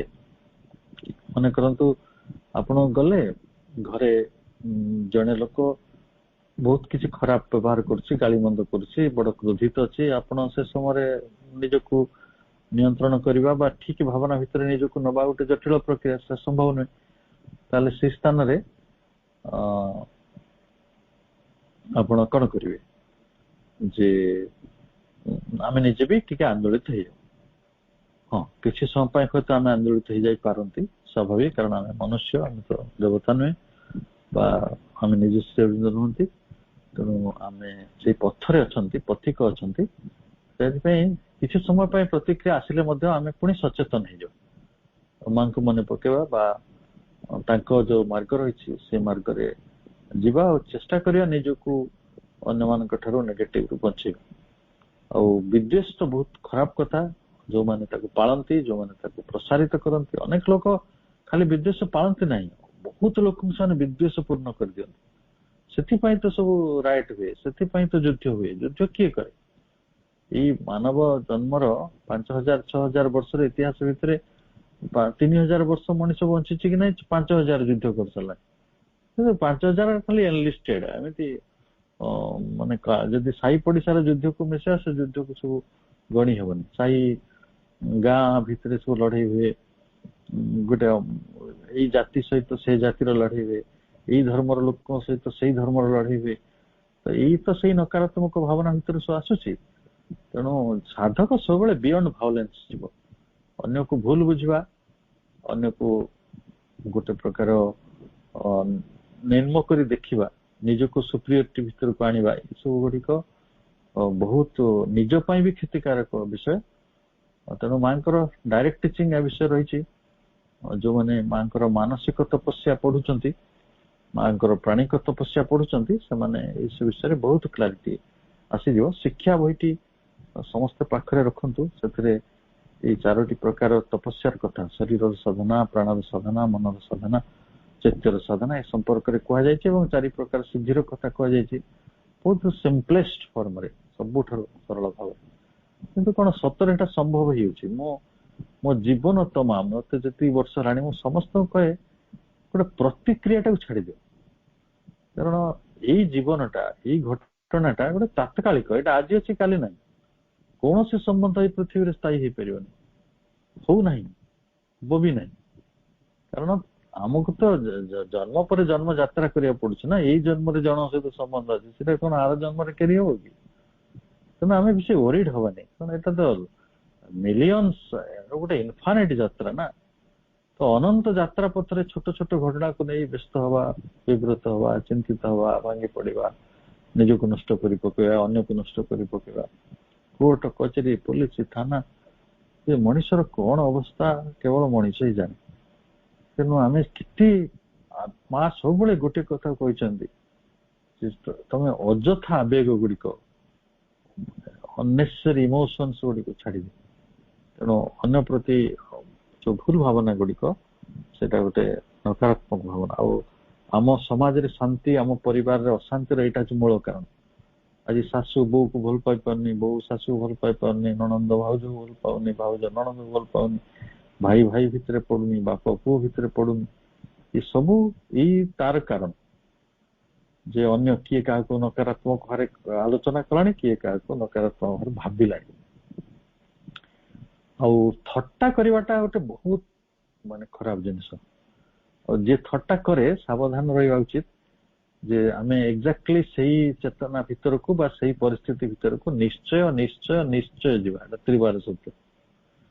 मो जानिया भितर जने बाबाजी थिले गोटे मठरे, आम गाँव रे गोटे पिलाटे से बाबाजी सब नकल करथला, सब से केमती कथा कहती थंगे थंगे सेमती कथा कहथला। एबे चलतु से पिला अच्छी बाबाजी मरीगले, सी एक्जाक्टली बाबाजी भाया कथा कहूँ, से नकल करू करू से पड़ू, से थंगे थंगे माने माने भूल भाल करके जड़ा भाषा कथा से कहूँ, ये तुम आखिर देखी कथा। तेणु निश्चित भाव गोटे बड़ विधान कम कर पछरे आम जन को थट्टा नकल करुचे माने से भली गोटे चेतना आम भितर केमिति कौन प्रवेश कर तो सेटा को आम रुखी पारिबा नहीं। ये गोटे जो आखिर देखा कथा आप शेयर कली, समय दृष्टि आज आलोचना को आम शेष पर्याय को नवा। भाई छोटिया कथाटी रही जाए आम आलोचना भितर आनी किंतु से प्रश्न कहीं आसला मुझे पारुनी, जे विवर्तन प्रक्रिया जो सैंपल रही जाती से परिवर्तन हुए ना कि मांकड़ कौन सब सेमती मांकड़ ही रही डेफिनेटली। संक्षिप्त उत्तर। କାରଣ ସେଗୁଡା ସବୁ ସାମ୍ପଲ ରଖା ହେଇଛି ନା। ଆଉ ଧରନ୍ତୁ ଆପଣ ଗୋଟେ ପରିବା ଆଣିଥିଲେ କିଣିକି, ପରିବା ଆଣିଛନ୍ତି, ତାକୁ ସବୁ ରାନ୍ଧିଦେଲେ, ଆଉ ଗୋଟେ ଭେଣ୍ଡି କି ଗୋଟେ ପୋଟଳ ରହିଗଲା, ତାକୁ କଣ ତା ପର୍ଯ୍ୟନ୍ତ ତରକାରୀ କରିବେ? ସେଟା ସେମିତି ରହିଯିବ, ସେ ନଷ୍ଟ ହେଇଯିବ। ଅର୍ଥାତ୍ ଏଇ ଜଗତରେ ସେଟା ସାମ୍ପଲ ଭାବରେ ରଖାଯାଇଛି, ଲୋକମାନେ ଦେଖିବେ ଯେ ଦିନ ଦେଖ ଏଇଟା ବିବର୍ତ୍ତନ ହେଇକି ଏଇଟା ଆଡେ ପହଞ୍ଚିଛି, ଆଉ ଏମାନେ ସେମିତି ରହିଛନ୍ତି। ଯୋଉ ମଣିଷ ମାନେ ବିବର୍ତ୍ତନ ପଥରେ ସହଯୋଗ କରୁନାହାନ୍ତି ସେମାନେ ସାଧାରଣ ମଣିଷ ହେଇକି ରହିବେ। ଆଉ ଅତି ମାନବ ଯେତେବେଳେ ଜାତି ତିଆରି ହବ, ଯେମିତି ଆମେ ମାଙ୍କଡ ମାନଙ୍କୁ ବ୍ୟବହାର କରୁଛେ, ଅତି ମାନବ ମଣିଷ ମାନଙ୍କୁ ସେଇଭଳି ବ୍ୟବହାର କରିବେ ନାହିଁ। କିନ୍ତୁ କାହିଁକି ନା ସେମାନେ ଯେହେତୁ ପୂର୍ଣ୍ଣ ଜ୍ଞାନର ଅଧିକାରୀ ହେବେ, ଆମେ ମାଙ୍କଡକୁ ଆମର ଅନେକ ସମୟ ଶତ୍ରୁ ମନେ କରୁଛୁ ବା ସେମାନଙ୍କୁ ଡେଟ୍ରିମେଣ୍ଟାଲ ମନେ କରୁଛୁ। ପ୍ରକୃତିର ଆଉ ସମସ୍ତଙ୍କୁ ମଣିଷ ଡେଟ୍ରିମେଣ୍ଟାଲ ମନେ କରୁଛି। ସେଥିପାଇଁ ତ କୁହାଯାଉଛି ମଣିଷ ଗୋଟେ ଏଲିଏନ ଟୁ ଦ ଆର୍ଥ। ଅନ୍ୟ ସମସ୍ତେ ଜଗତର କାମ କରୁଛନ୍ତି, ଖାଲି ମଣିଷ ହିଁ ଜଗତର କ୍ଷତି କରୁଛି। ଭାଇ ପରମାଣୁ ତିଆରି କରିଦିଅ, ପବନକୁ ଖରାପ କରିଦିଅ, ପାଣିକୁ ଖରାପ କରିଦିଅ, ମାଟିକୁ ଖରାପ କରିଦିଅ, ଏଠି ତାଳି ପକାଅ, ସେଠି ଭୁସି ପକାଅ, ଏଠି ବିରାଟ ଗୋଟା କରିଦିଅ, ଏଠି ବଡ ସହର କରିଦିଅ। ଏଇ ଚକ୍କରରେ କାହିଁକି ମଣିଷ ରହିଛି? ଯଦିଓ ତାକୁ ଗୋଟେ ଉଚ୍ଚତର ଜୀବନ ପାଇଁ, ଉଚ୍ଚତର ଚେତନାର ଗୋଟେ ପ୍ରତିଭୂ ଭାବରେ ମନା ଯାଉଛି, ଦେବତାର ଗୋଟେ ସମ୍ଭାବନା ବୋଲି ଦେଖାଯାଉଛି, କିନ୍ତୁ ମଣିଷ ସେଇ ବାଟରେ ଅଛି। ଏବଂ ତାକୁ ଲକ୍ଷ୍ୟ କରି ଅନ୍ୟ ପ୍ରାଣୀ ମାନେ ଭାବୁଥିବେ, ଆମେ ତ ସମସ୍ତେ ଜଗତ ସହିତ ରହିଛୁ, ଏଇ ମଣିଷଟି କାହିଁକି ପୃଥିବୀ ସହିତ ରହିପାରୁନି, ପୃଥିବୀ କାହିଁ ନଷ୍ଟ କରୁଛି, ଏଟା ଏଲିଏନ ଅଫ ଦ ଆର୍ଥ। ଏମିତି ଚିନ୍ତା ବି ଜଗତରେ ଚାଲିଛି। ଇଏ ଗୋଟେ ଅପାର୍ଥିବ କୋଉଠି ଗୋଟେ ଅନ୍ୟ ଆଡୁ ଆସିଛି, ଆଉ ଆସିକି ଏଠି ପୃଥିବୀଟାକୁ ନଷ୍ଟ କରୁଛି। କିନ୍ତୁ ଯୋଉଦିନ ମଣିଷ ଏଲିଏନ ନିଜକୁ ଭାବିବ ନାହିଁ, ସେଦିନ ଜଗତର କଲ୍ୟାଣ ପାଇଁ ସେମିତି ଲୋକ କାମ କରୁଥିବା ମଣିଷ ବି ଅଛନ୍ତି। ଆମେ ମାଙ୍କର ସମଗ୍ର ଟିଚିଂ ଆଉ ସାବିତ୍ରୀର ସମସ୍ତ ଟିଚିଂ ସେଇ କଥା ହିଁ କହୁଛି। ଆମେ ପାର୍ଥିବ ହବାକୁ ପଡିବ, ଏଇ ପାର୍ଥିବ ଜଗତକୁ ରୂପାନ୍ତରିତ କରି ଏହାକୁ ହିଁ ଅମରାବତୀ ବା ସ୍ୱର୍ଗରେ ପରିଣତ କରିବାକୁ ପଡିବ। କିନ୍ତୁ ତା ସତ୍ତ୍ୱେ ଅନେକ ଲୋକ ଯୋଉମାନେ ବିବର୍ତ୍ତନ ପଥରେ ଯିବେ ନାହିଁ, ସେମାନେ ସିମ୍ପଲ ଭାବରେ ଏଠି ରହିବେ, ଭାବରେ କିଛି ରହିବେ। ଆଉ ସେମାନେ ସେଭଳି ଅବଶ୍ୟ ଗୋଟିଏ ପ୍ରତିଶ୍ରୁତି ଆପଣ ପାଇଁ ରହୁଛି ଯେ ଅତି ମାନବ ଯେତେବେଳେ ତିଆରି ହବ, ସେତେବେଳେ ସେ ମଣିଷ ଯେଭଳି ଅପାର୍ଥିବ ବ୍ୟବହାର କରୁଛି, ସେମିତି ଅପାର୍ଥିବ ବ୍ୟବହାର କରିବ ନାହିଁ। ଅତି କମରେ ତାର ଯୋଉ ସାଇକୋଲୋଜି, ତାର ଯୋଉ ସୋସିଓଲୋଜି ବହୁତ ଅଲଗା ହବ। ଆଉ ସେତେବେଳେ ସେ ସମୂହକୁ ନେଇ ଚାଲିବ, ଏବଂ ଯୋଉଗୁଡାକ ଆଜି ଆମକୁ ଅସୁନ୍ଦର ଲାଗୁଛି, ସେଦିନ ସେଟା ସୁନ୍ଦରତାର କାରଣ ହବ। କାରଣ ମନ ଦୃଷ୍ଟି ଭୂମିରେ ଆମେ ଯାହା ସବୁ ଭାବି ବସୁ, ସେଇଟା ଅତିମାନସ ଭୂମିରେ ତାର ସେ ଜିନିଷ ଗୁଡିକ ବହୁତ ଅଲଗା ହେଇଥିବ। ତାକୁ ଆମେ ଅଧିକ ଚିନ୍ତା କରିବା। On way to Superman hood ବହି ସତ୍ପ୍ରେମଙ୍କର ରହିଛି, ସୋସିଓଲୋଜି ଅଫ ସୁପରମ୍ୟାନ ତାଙ୍କର ବି ସତ୍ପ୍ରେମଙ୍କର ସେ ବହି ରହିଛି। ବା ଏଜେଣ୍ଡାରେ କିଛି ସ୍ଥାନରେ ସୁପରମ୍ୟାନ ର କଥା ବି କୁହାଯାଉଛି। ତେଣୁ ଆଉ ଶ୍ରୀ ଅରବିନ୍ଦଙ୍କର ଏଇ ଲାଇଫ ଡିଭାଇନ ରେ କିଛି ନହେଲେ 10ଟାରୁ 12ଟା ଚାପ୍ଟର ରହିଛି ଅନ୍ ସୁପରମ୍ୟାନ, ସୁପର ମାଇଣ୍ଡ, ଅତି ମାନସ ସମ୍ପର୍କରେ। ତାକୁ ଅଧ୍ୟୟନ କରିବା ପର୍ଯ୍ୟନ୍ତ ଅପେକ୍ଷା କରିବା। ତେଣୁ ପ୍ରସନ୍ନ ଭାଇ, ଆଜିର ଆଲୋଚନା ଏଇଠି ରଖିବା। ଭାଇ ବନ୍ଦେ ମାତରମ୍। ଭାଇ ଚିତ୍ତ ବିଷୟରେ ଯୋଉ କହିଲେ, ଆମ ନେଟୱାର୍କ ବନେଇବା ତ ମୁଁ କିଛି ଶୁଣିପାରିଲିନି, କ୍ଲିୟର ହେଲାନି। ସେଟା ରେକର୍ଡିଂ ହେଇଥିବ ଯଦି ଭାଇ ଆପଣ ପଠେଇଦେବେ। ଆଜ୍ଞା।